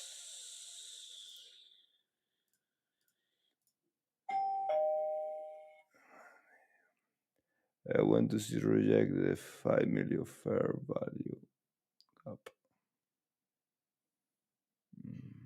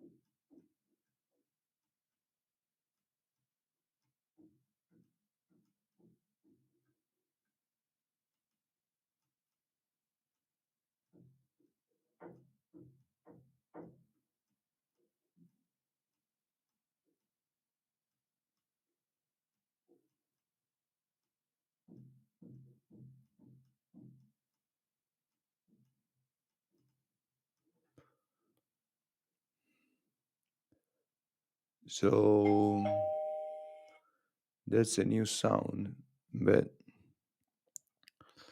let me see. Settings, order settings. No, it's not here. The sound came here. No, here. The sound comes from Bloodhound. Strategies, Blackbird, Sim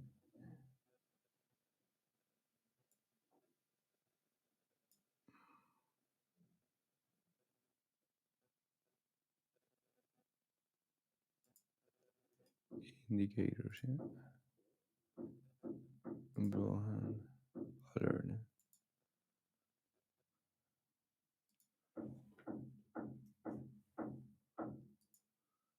Create WAP sound. Let's see.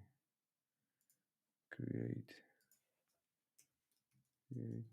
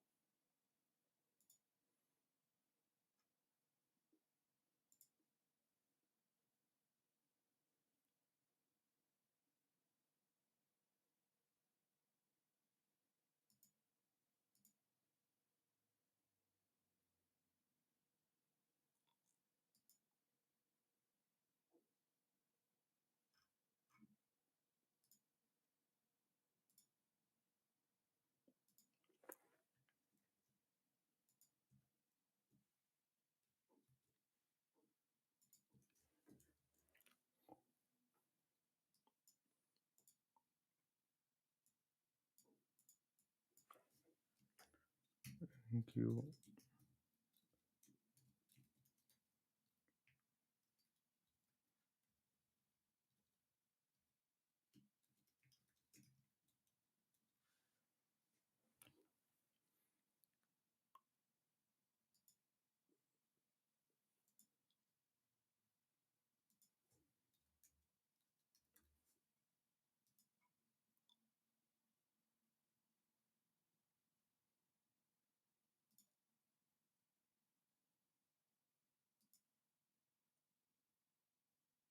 NQ trade alert.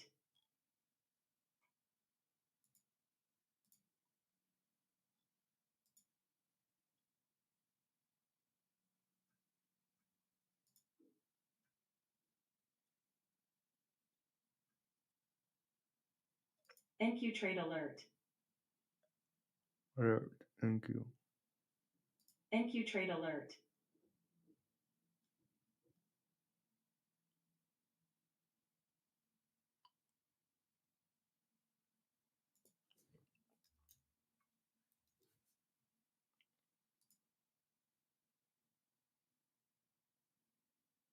NQ trade alert.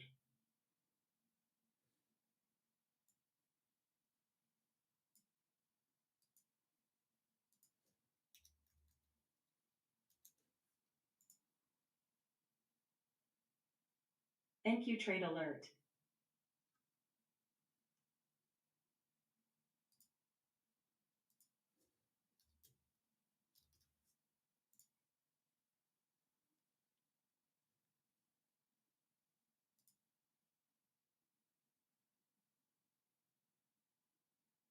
NQ trade alert. NQ trade alert.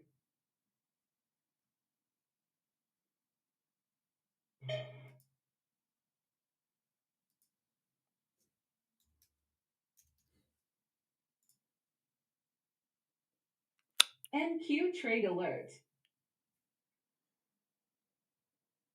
NQ trade alert.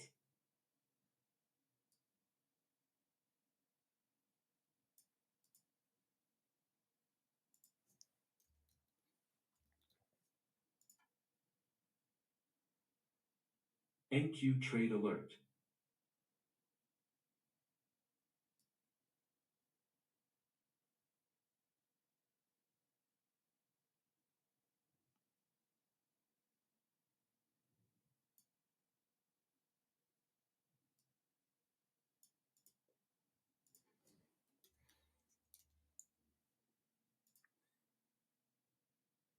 NQ trade alert. NQ trade alert.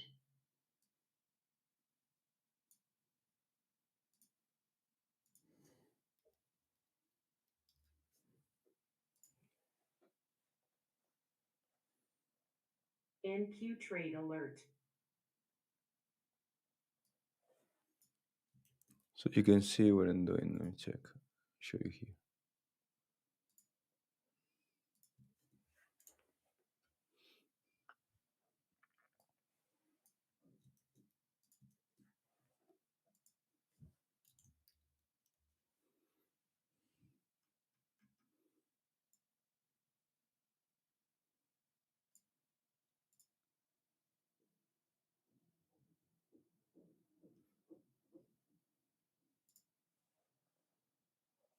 NQ trade alert.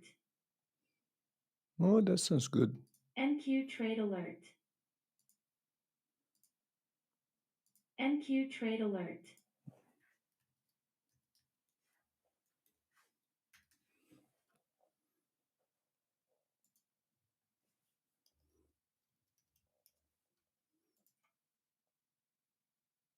NASDAQ trade alert.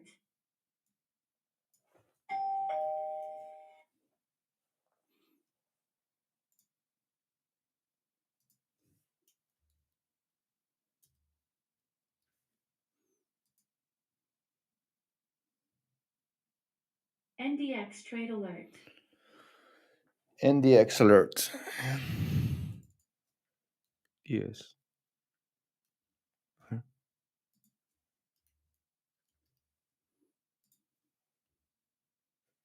NDX alert. NDX. Right. Hey.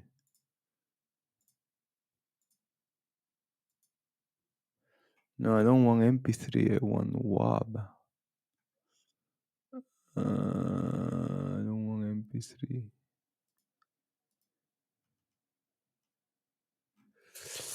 Download it.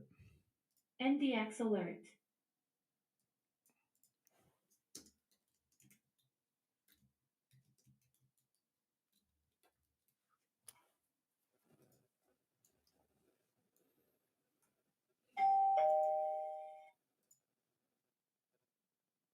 NDX alert or NQ alert.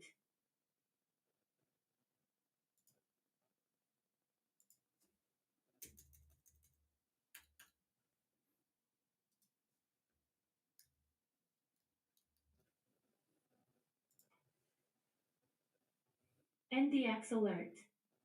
NQ alert.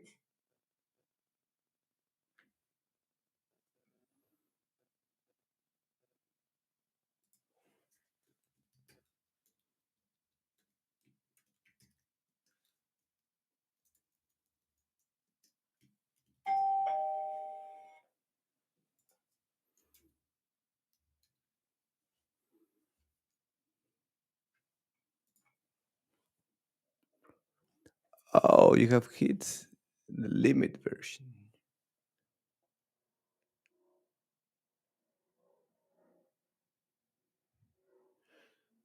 Um, okay.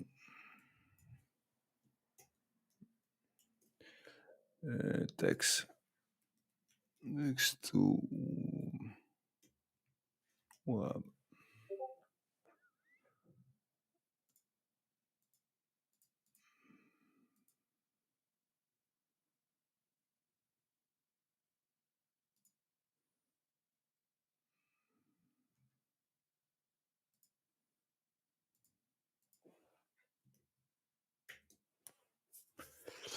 Raymond, British, Scottish, Welsh, Canadian, Australian, Irish, Indians. Let me see if there is Spanish. Oh God. Where's Australia, New Zealand, Irish, Indian, South African, Filipino, Singapore? Let's go for that. Zara.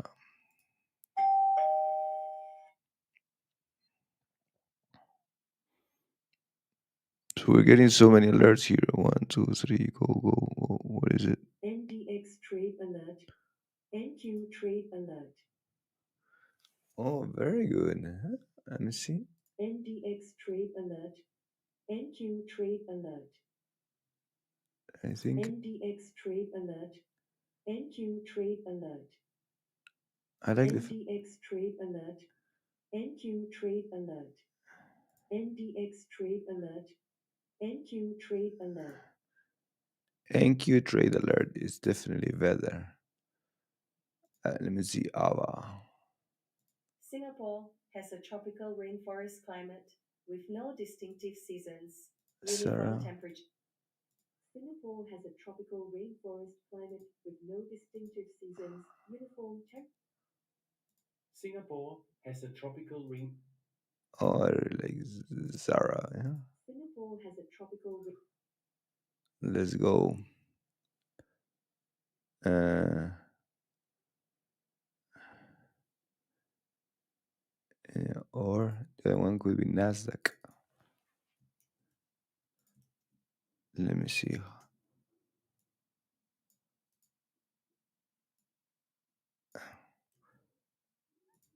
Let me see how you say Nasdaq. Nasdaq.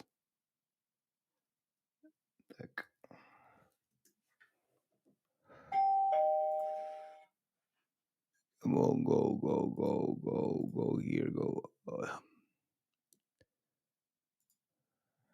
Nasdaq trade alert, NDX trade alert, NQ trade alert.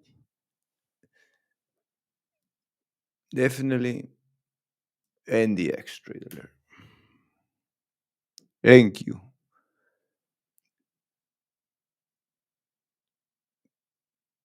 Sarah, considering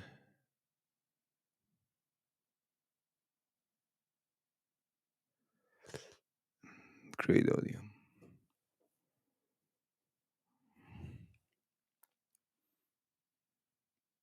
NQ trade alert. Great. Download.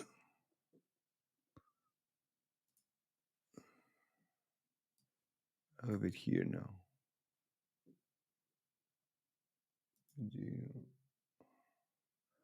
Thank you, trade alert. And then the other one is ES trade alert or S&P. S&P trade alert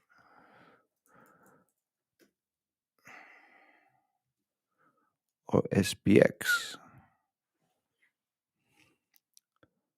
Let me see. Great audio.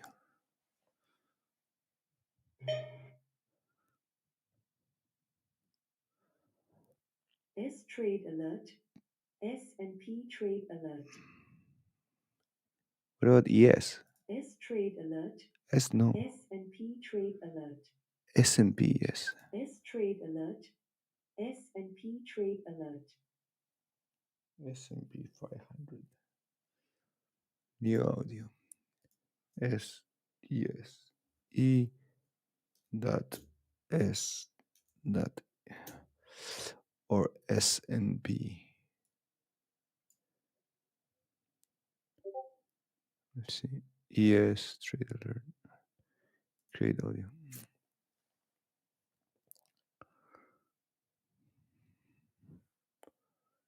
ES trade alert, S&P trade alert.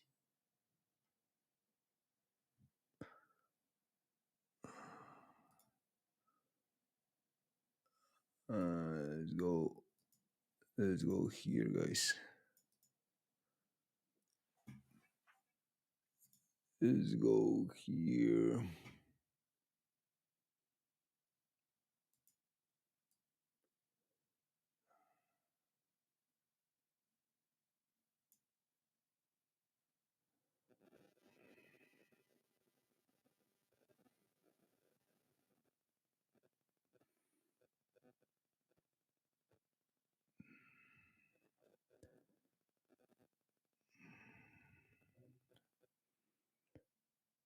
Sorry. Was it? ES trade alert. S&P trade alert. ES, ES trade alert. S&P trade ES. alert. Is it? ES trade alert. S&P trade alert. S&P. ES trade alert. S&P trade alert. ES trade alert. S&P trade alert.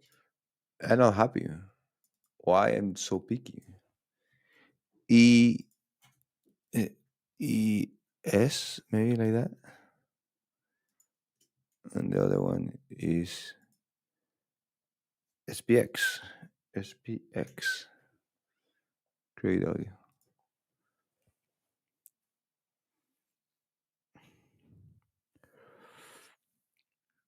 ES trade alert. S&P trade alert. SPX trade alert. ES trade alert.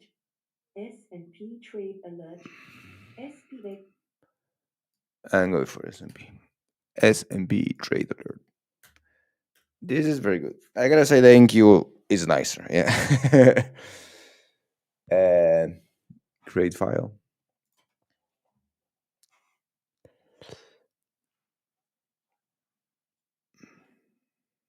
S&P trade alert. S&P. I don't like it. It doesn't. It's not S and P. Let me see.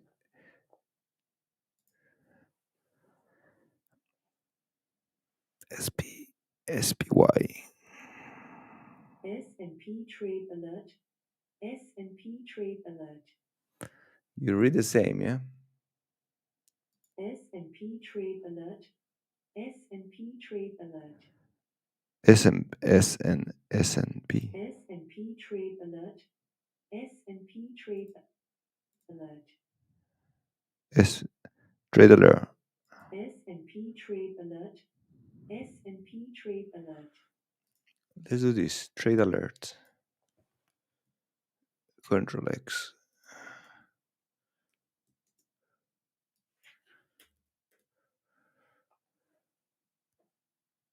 Trade alerts. S&P. That might be better. Let me check.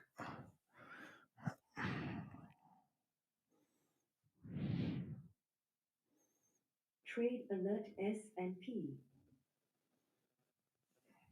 Yeah. Download.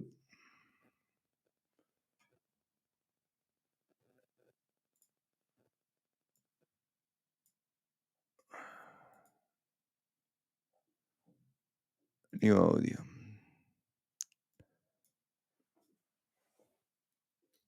Russell. YM. YM trade alert. And that's how it sounds. That's it. YM trade alert.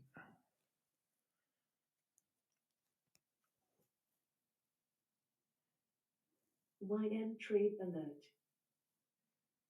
Trade alert. YM.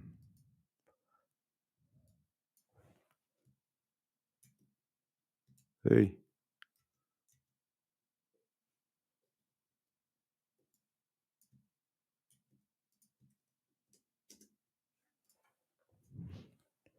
Trade alert. Trade alert YM.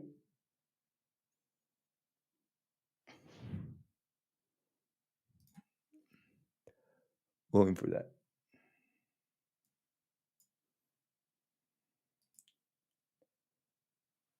Continue. Russell.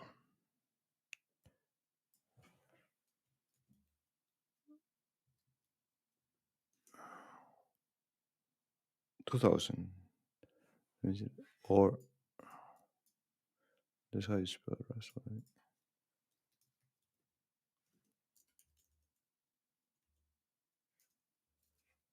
Index.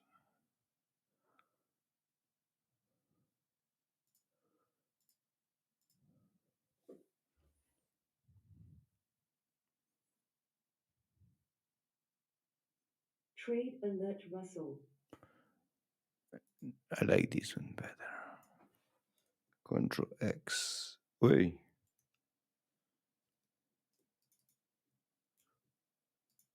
Russell trade alert.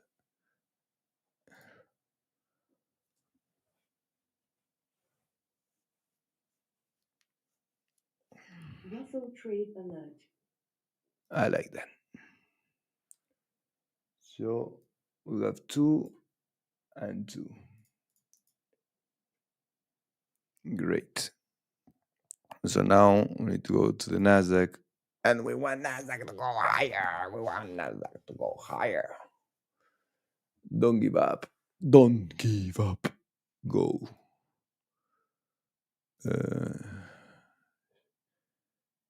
Indicators.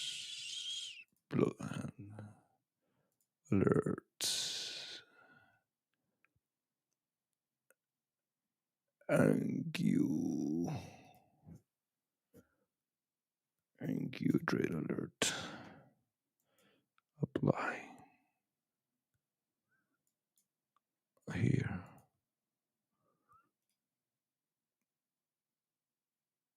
Indicators. Blow hands. Play sound. Oh, you have long signal and short signal. NQ. What is that? Trade alert. S&P. Trade alert. S&P. Apply.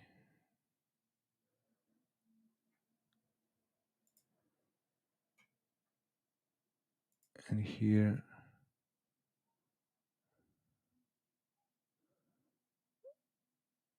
is the indicators.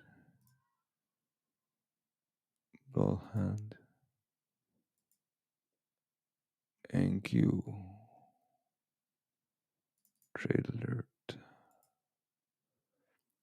Short. Short alert. NQ trade. Short. Short. Short. NQ short.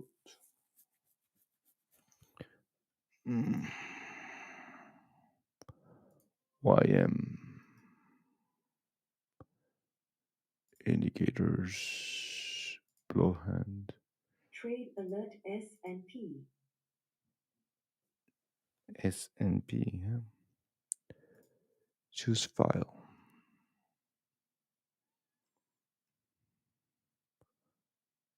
Trade alert. YM. Trade alert. YM. Apply. Okay. Russell. Indicators. Low hand. Play sound. Trade alert S&P. Russell. And Russell. Apply. S&P, you said, yeah? S&P new high. Let's go. Trade alert S&P. S&P, let's go, man. NQ trade alert. Which side? Let's go, S&P. What do we have? We have 20 ticks. No, 20 points. Okay, 22 points. Let's go. S&P, 22 points. Net. And what is the unrealized here? Percentage loss. 1 winner, 3 losses. Total trades. Average trade. Trade alert S&P. S&P, go, man.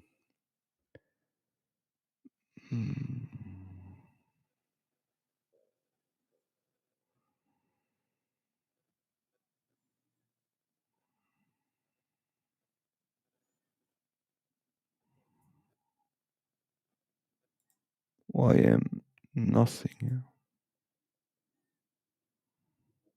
NQ. Let's go. What is it? Still the same freaking place here. Why? I don't know why I have this mess with so many.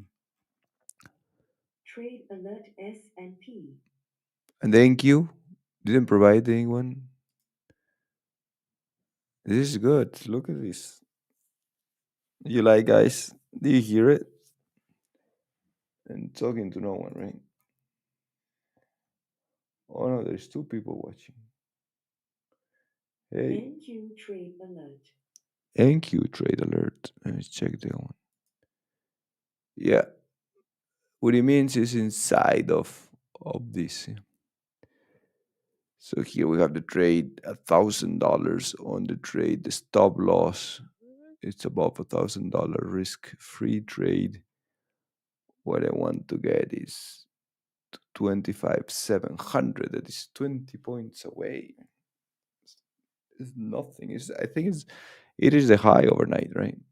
So we'll go here. Sorry, charts, flexi, ES, and NQ. Mm, hello, what's going on?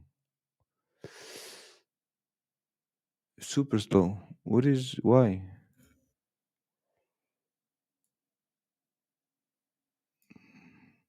This is my speed? I don't think so. Speed test. It's not my speed for sure.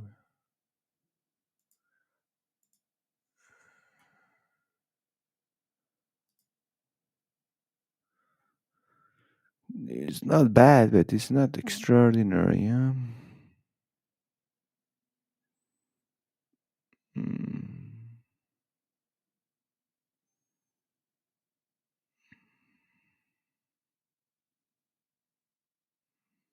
let me check this too. Can I change here?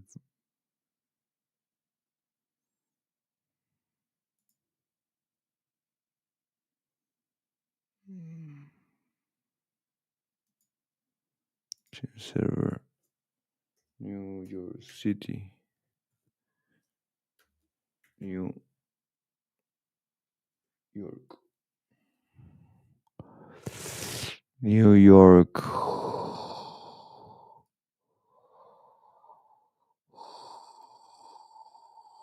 Austin. New York. A trade alert S&P.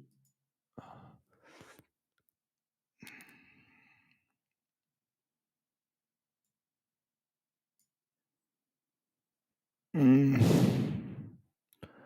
S&P trade alert. Yeah? Let's go. 10 points, man. 10 points. Yes, is doing it. Yes, is the baby. Is the baby. Is the baby. Okay, so ES trade alert. It says, but ES green. ES green. Green. ES green. It's not a trade alert. It's a green. A trade alert. ES green. ES red. Let me see how it would sound. NQ trade alert.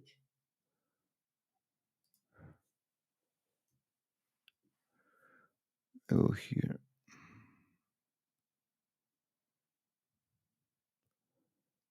English. NQ. Yes. ES. No, trade. ES. Green zone.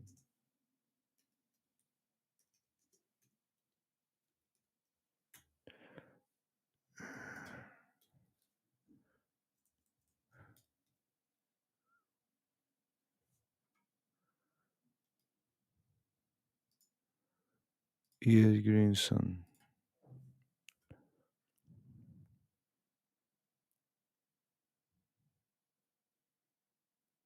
ES green zone. Hmm.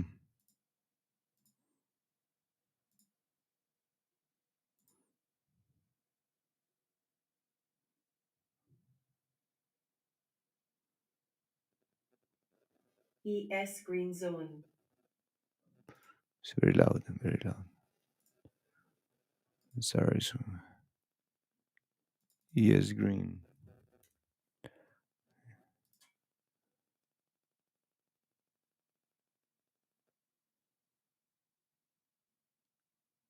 ES green. Trade alert S&P. NQ trade alert. I guess this is good. Let's go. 10 points, man. 10 freaking points.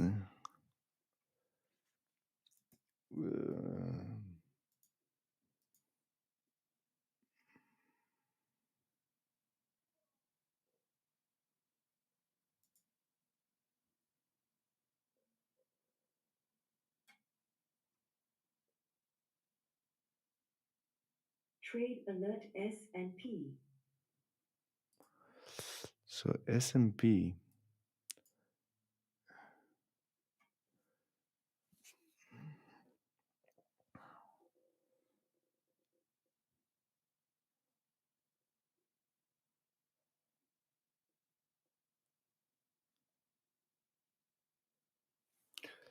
Maybe it's better to say this, yeah?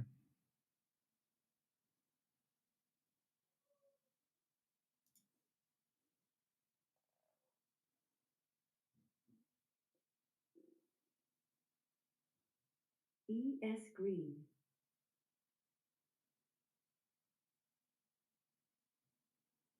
EMA short. Oh.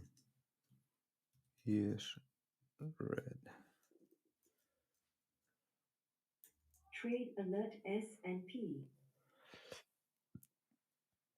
ES green, ES red. Red. NQ trade alert. No, it's green.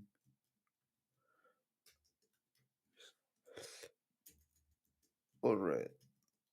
Yes.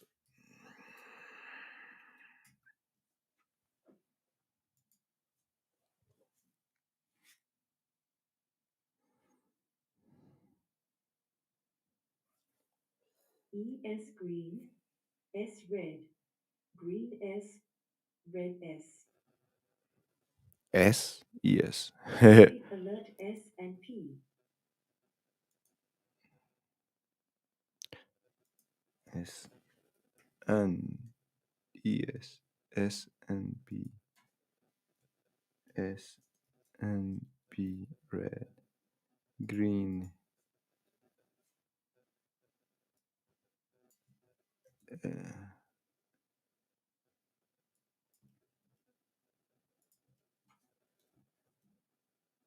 red.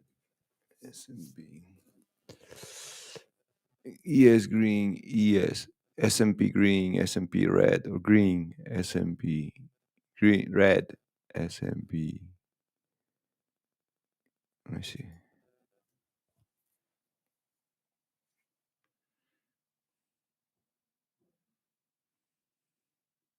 S&P green.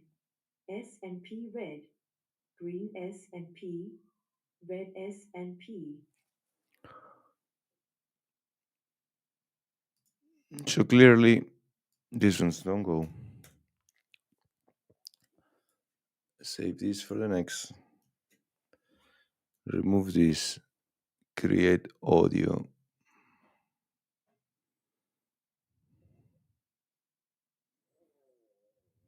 S&P green. Download. NQ trade alert. No audio. Trade alert S&P S&P. red. Create audio. Oh. Oh.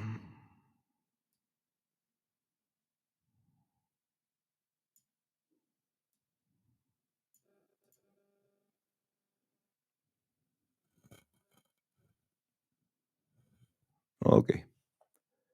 Nakaret. Uh,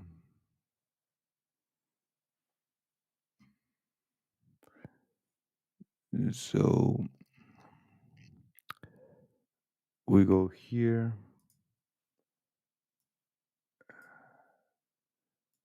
Gino. Oh, this SNP.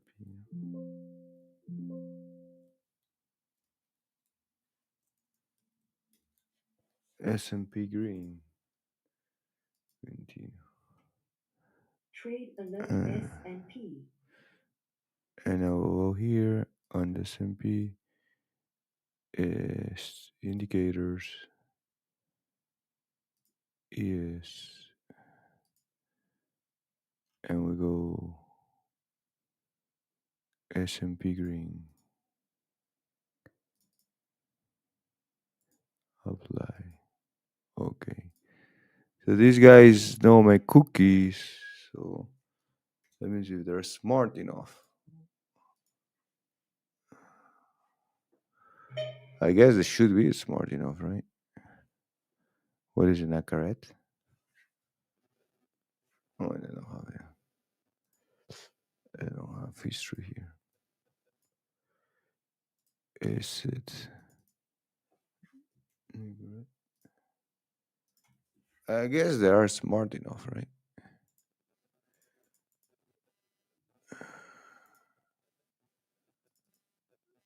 Get started.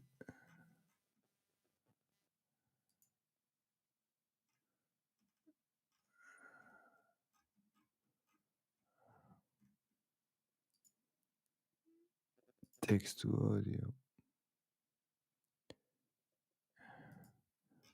We go English. English.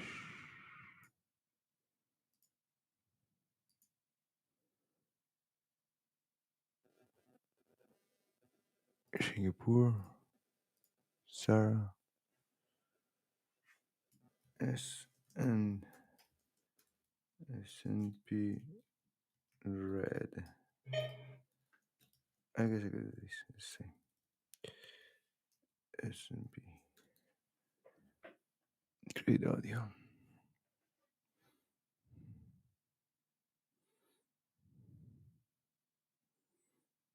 S&P red. Download. I don't want view. The other one is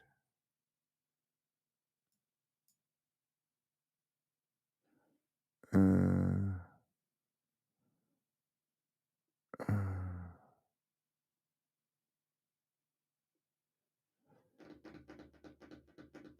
tools. Text to audio slide. Market video. Try now. But I want show voices type. Um, here. American Sarah. I want WAV. Volume single no music. I got it now. S N S SMB red. I didn't hear in a while, right? Great audio. So I guess it is retracing, yeah. NQ retrace quite a bit. S&P red. Here? No. S&P red. No load.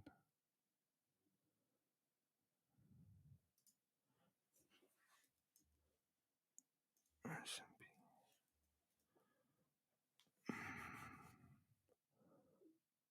Save.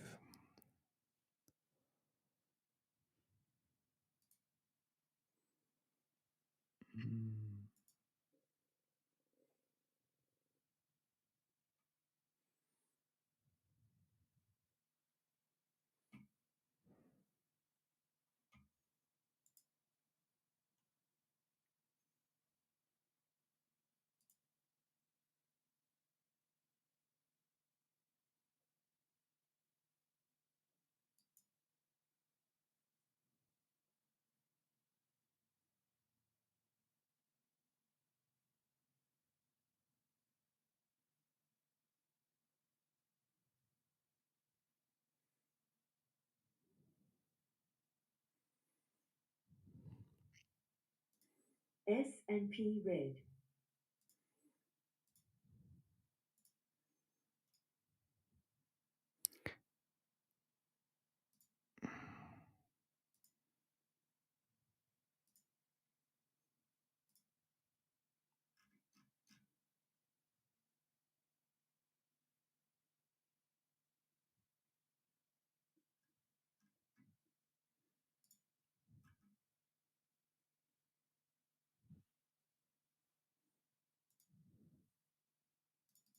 S&P green.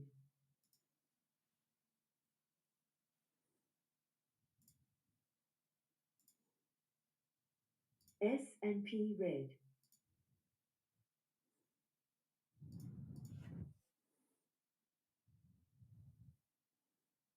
Home. Where is home?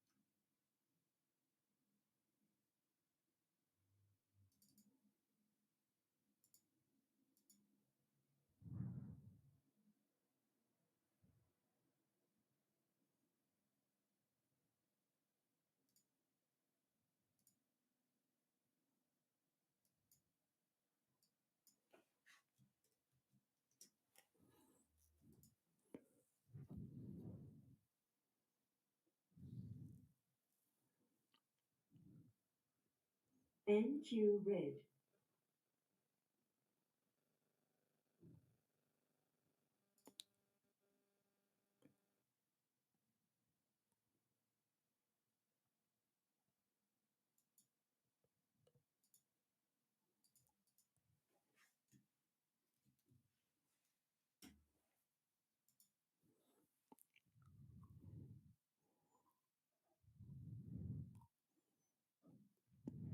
NQ green.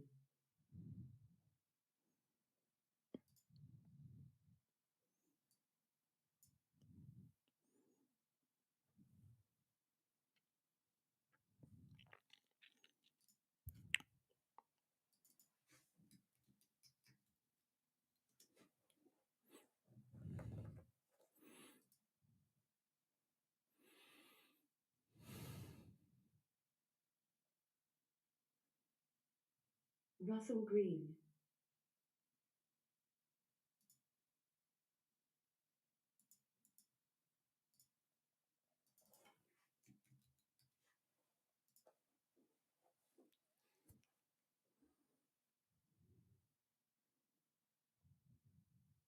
Russell red.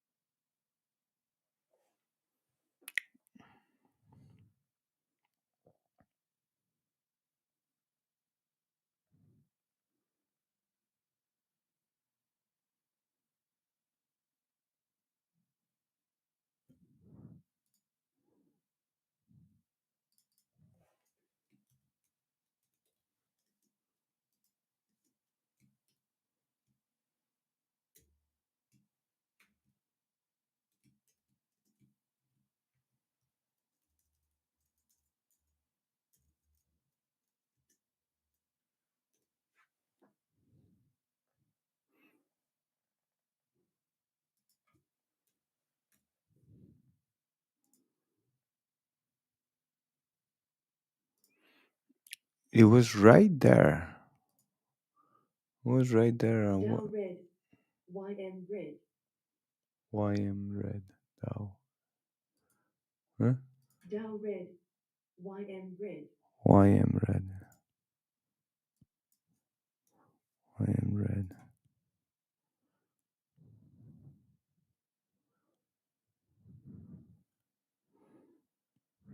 YM red.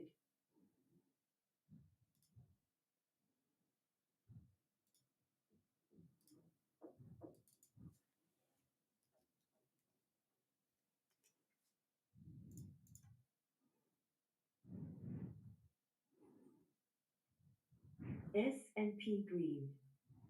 Hey, that's no. YM green. Yeah, this is why I'm green. That's it, nothing more. Oh, that was the real alert. Sorry. YM green.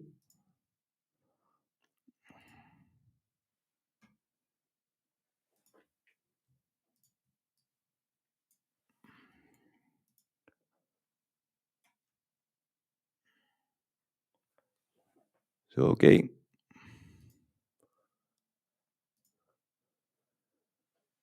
Let's go. This was so close. This was so close. Who was the higher? Oh, he gave me. I wanted 25,700 and he gave me. S&P green. NQ trade alert. He gave me that. He gave it to me. 25,000.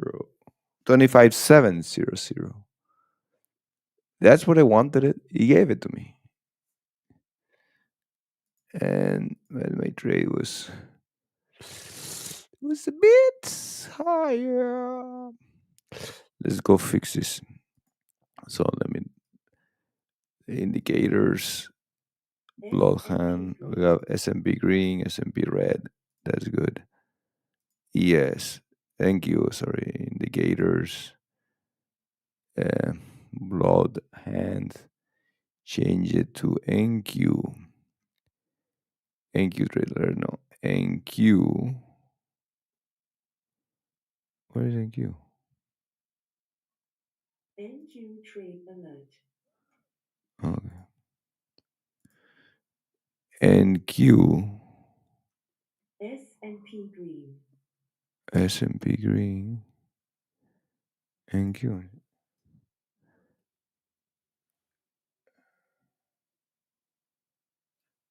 And continue. Continue. Continue. Continue. S and green. NQ red.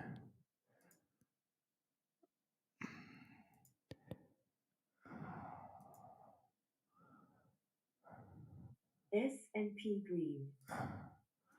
That's good. Now, YM indicators, blood hands, YM green, YM red,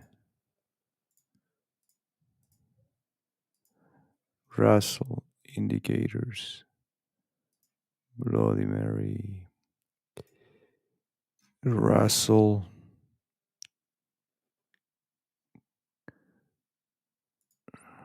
green, Ru- Russell S&P green. Russell red. NQ green.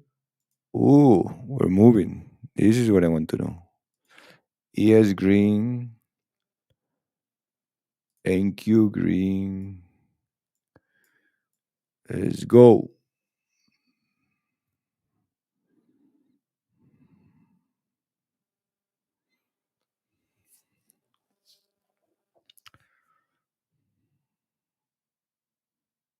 At 80. And dynamic planning. The risk is negative now.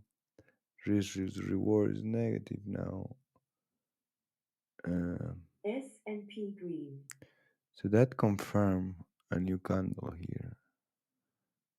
S&P new candle. I need to put a line here as well. This line.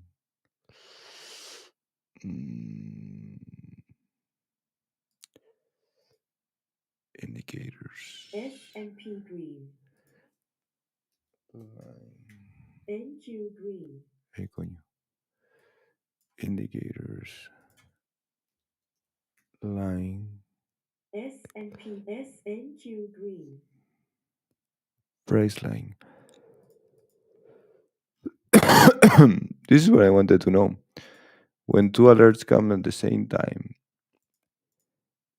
if I hear SNP green. and now what color they have here?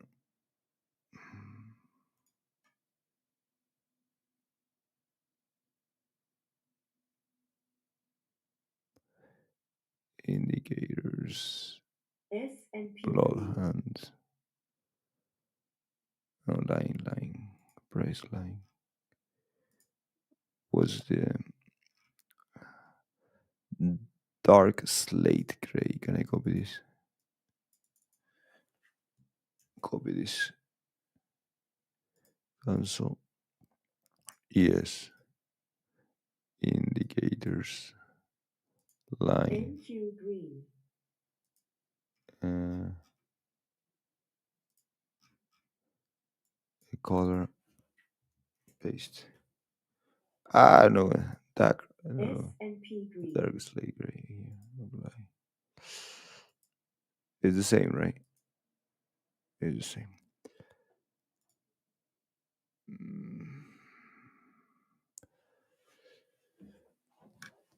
So here I have the individual model, group model, override, nothing, ninja. SNP green. So one winner, three losers, four trades, 25%. But if this get here, it gives me about $1,400. That will take me positive. But I don't know. It's not going down. Market internals, let's go. Market internals are positive across the board. Advance and decliners not that strong, kind of flattish, right? And Q should go here. What is it? 15 points.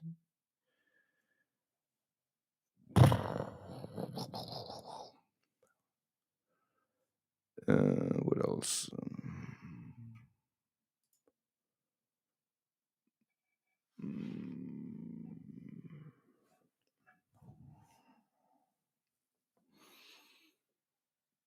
90.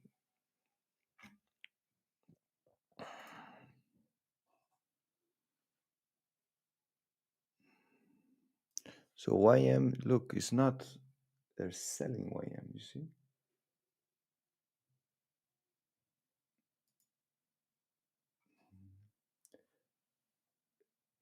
YM, sorry, Russell. Russell selling. This is not selling, but price is going up and cumulative delta is going down. That's not healthy. Here it has a pushed, but this the VWAP. This is the whole, right? Yes. This is the whole indicator. It's not going higher. That's such a great push.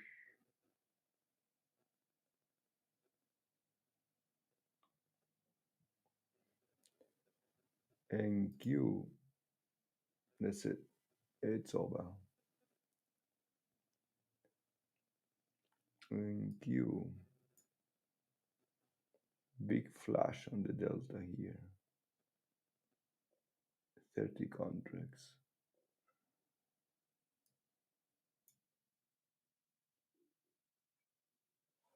And done.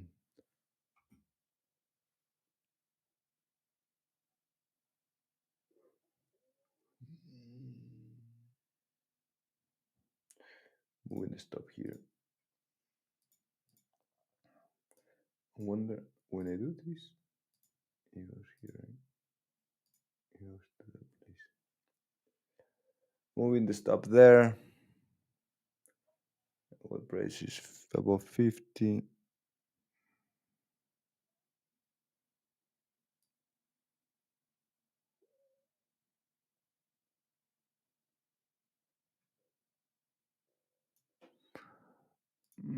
Going to break even. What was the entry there? 600. 650. Let's go. Now you can do it. Now you can do it. Let's go. Let's go. Let's go. Let's go. No. It's not going. Let's go. Let's go. Let's go. Let's go. The pulse. I want to show you this pulse indicator. What is it? YM pulse here.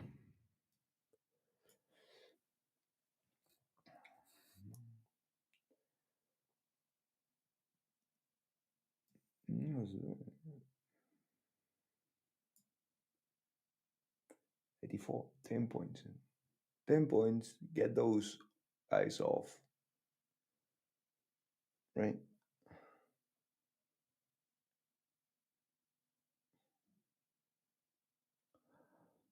You can see this here. What is it here? Platform. Let me get these guys off of here.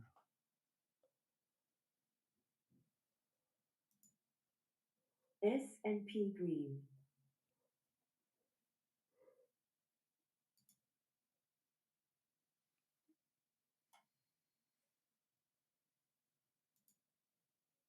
Well, welcome.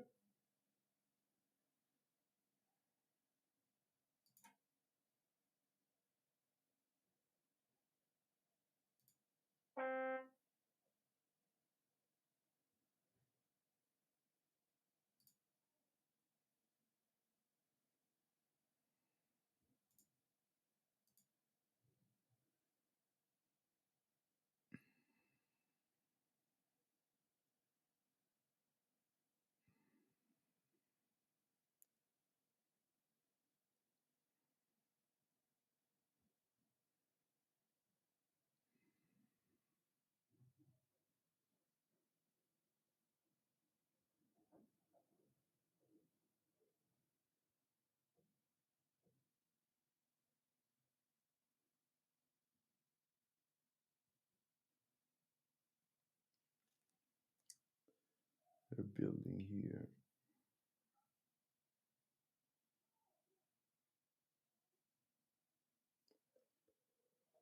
See, they're building pressure.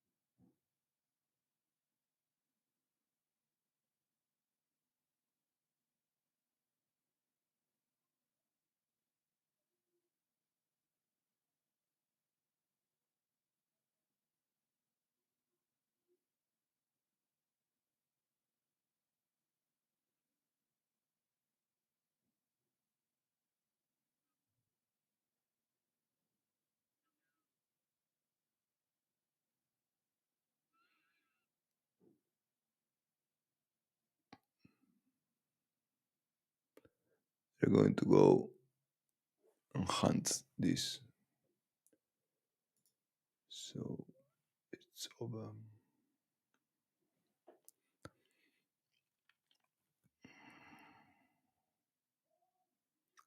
Was so close, yeah.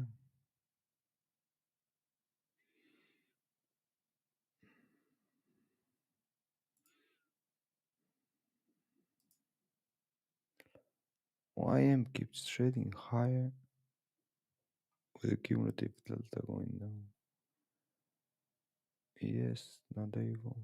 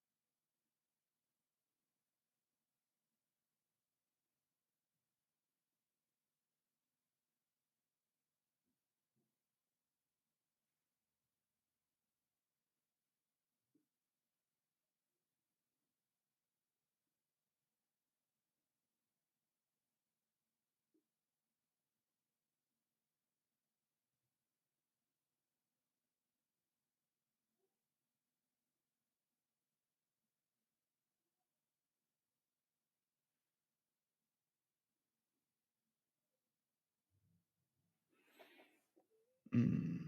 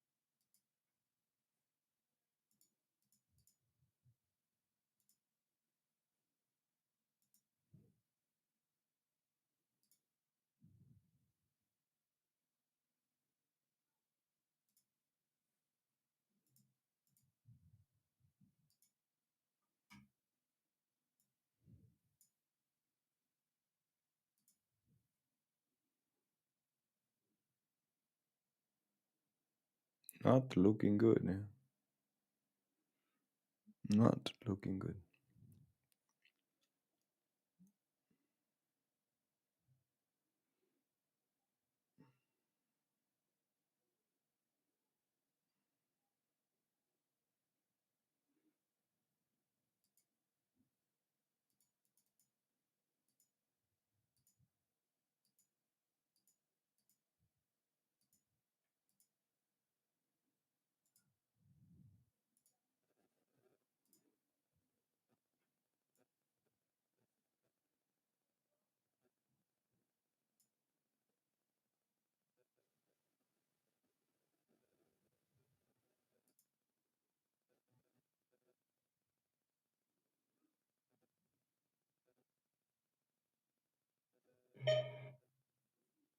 That was a big.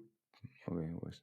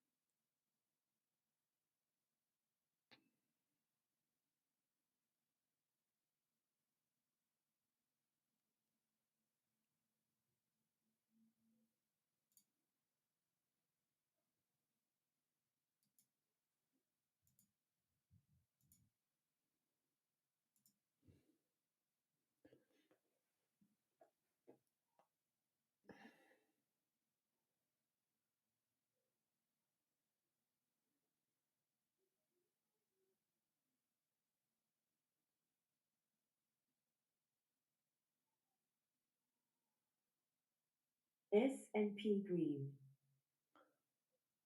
Okay, it's good.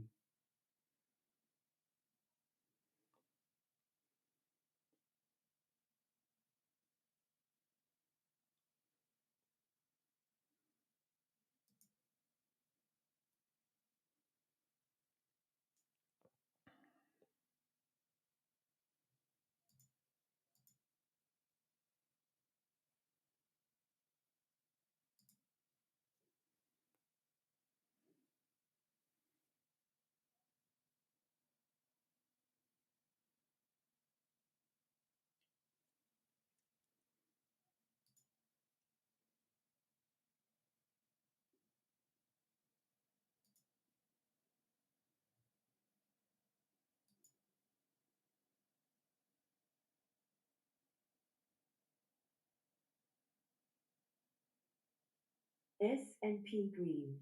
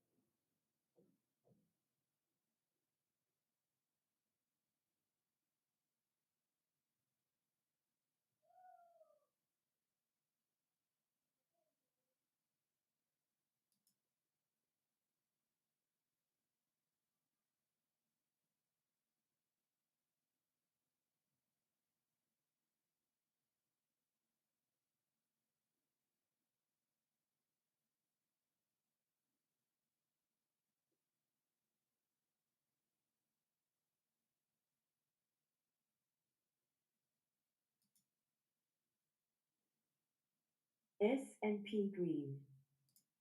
Hopefully, let's see if we get the last push. But I don't know if it's coming. How many countries they got? They got 2,000 here.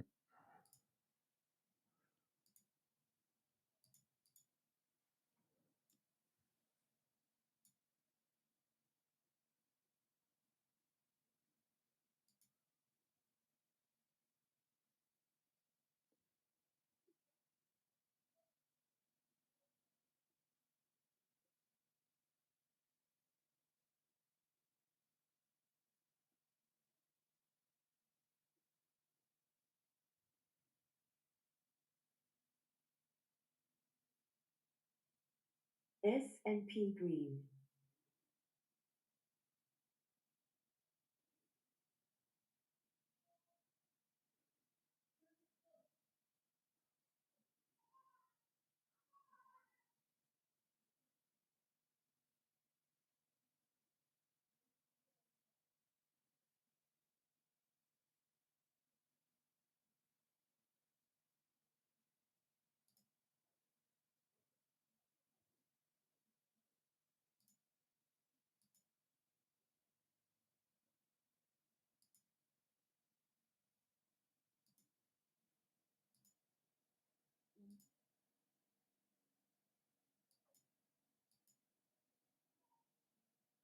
NQ Green.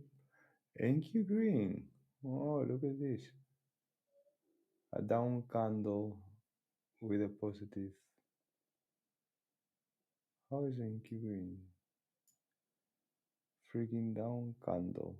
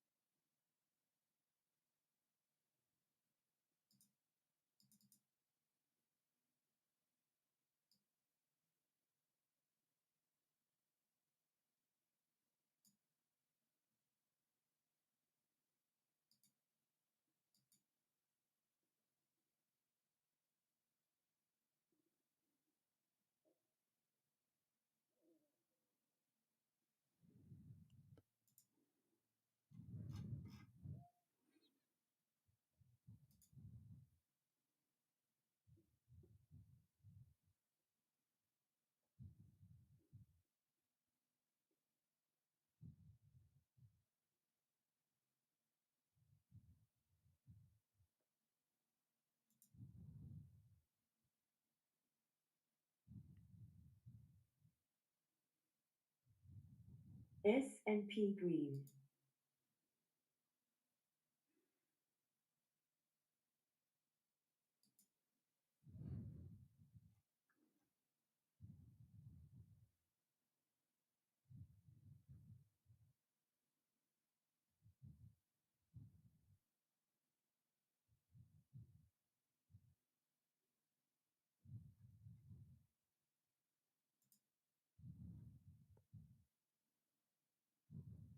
NQ Green. NQ green. Very nice. 84.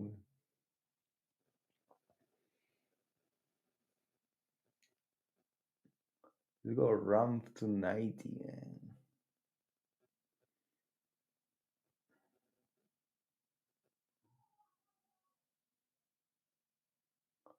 There. Gets the new freaking high of the day. Go for high of the day. Go for high of the day. Go for high of the day. You see me or not? Go for high. NQ Green. Thank you, green, and now it goes down. Let's go. 90, 90. I see 90. Give me high of the day. Just like the yes, right? The yes should be. The yes is that high of the day. Right there. High of the day. If you don't see it here, I'll show you here. Oh no, it's not there. S&P Green. It's not there at the high of the day.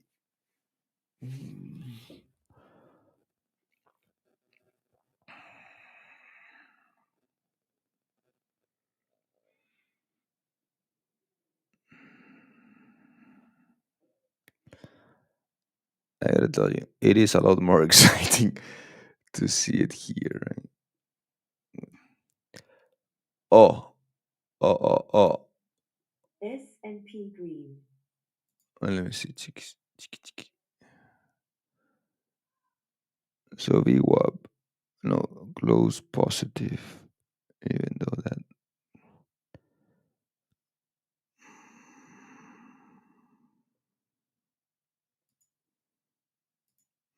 NQ Green. 1,300. Do I take it here?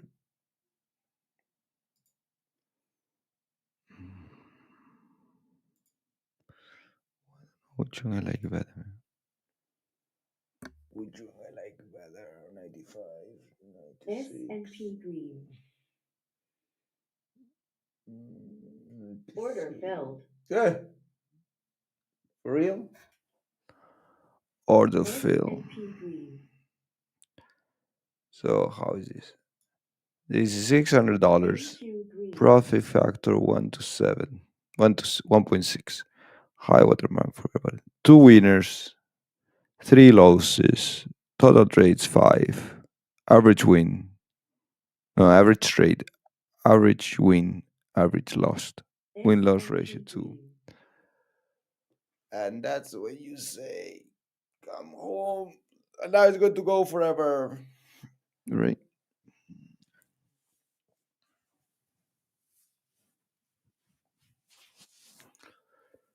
No, it's going to go forever. It's not going to go forever, but it's going to go. What I wonder is, why do I have all of this here? Order settings. S&YM Green. Clear. YM green, yeah? Look, YM green.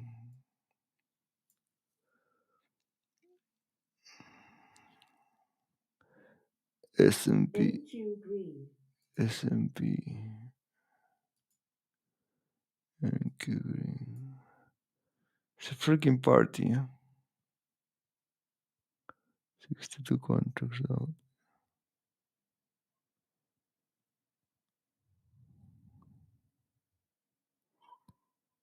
One. S&P Green.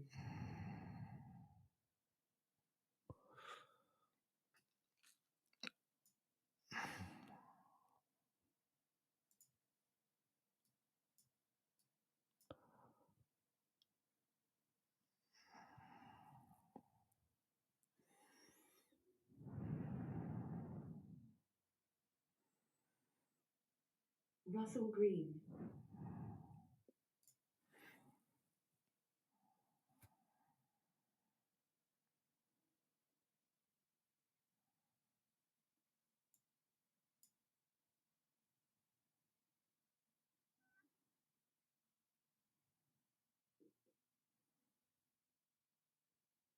At least when you guys hear green, it's not to go short, right?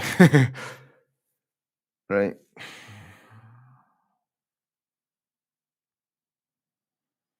It's true that this is the high, so you want to close it, just close it.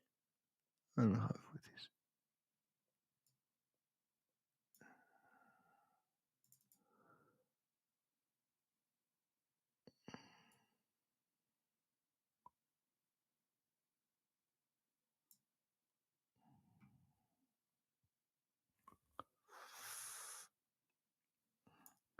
Which one of these I like better? I think it doesn't matter because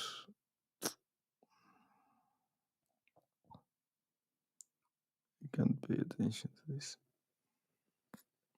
NQ Green. Order filled. Order cancelled. Yes, it.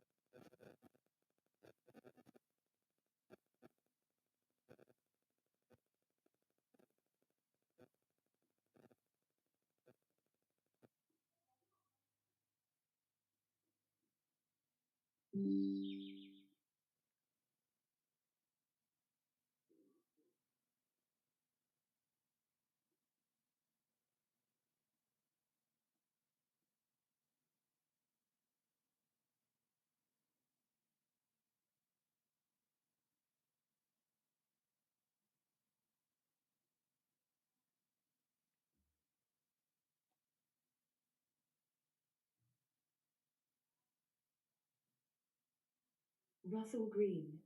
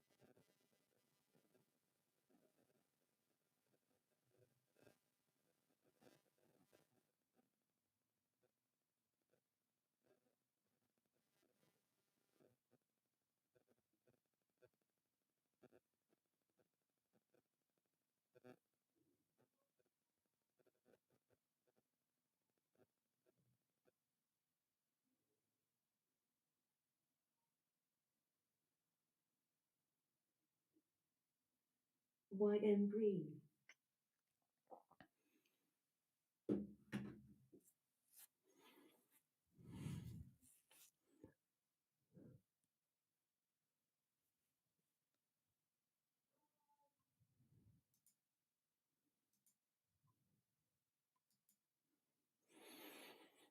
Hmm.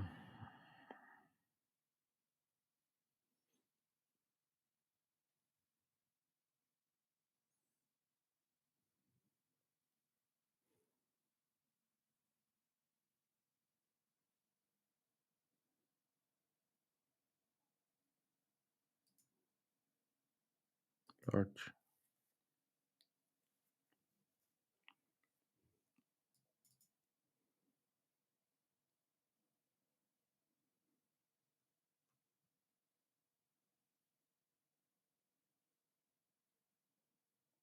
S&P Green.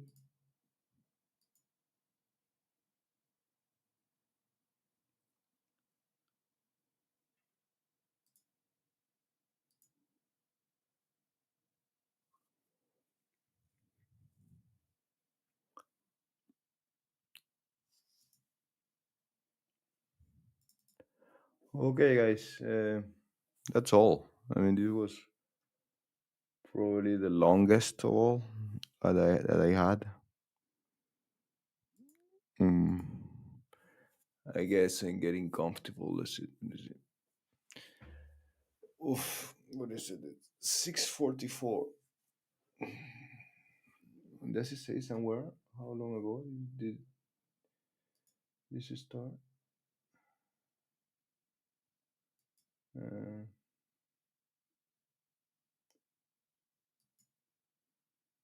4 views. Oh, really? I 4 views or 4 total views? I don't know. I'm exhausted. I'm really tired. I guess I'm getting used to being in front of the camera and just do my own thing. From time to time, you forget that you're streaming, right?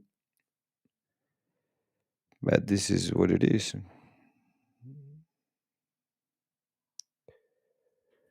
Um, what else? I don't have it.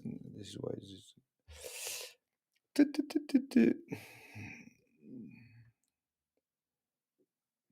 current views, 2 views, 1 view, health, Trump, producer. I'm gonna go here.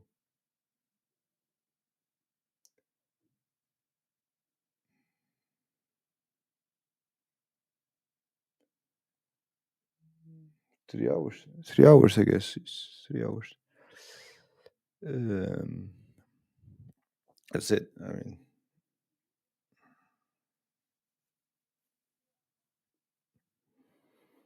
okay. I have some things to do. I guess I'll see you.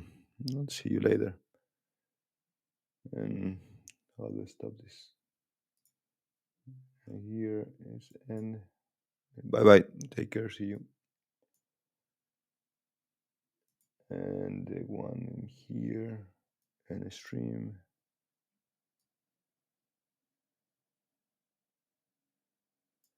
Yeah,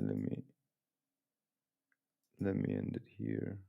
Bye bye. Take care.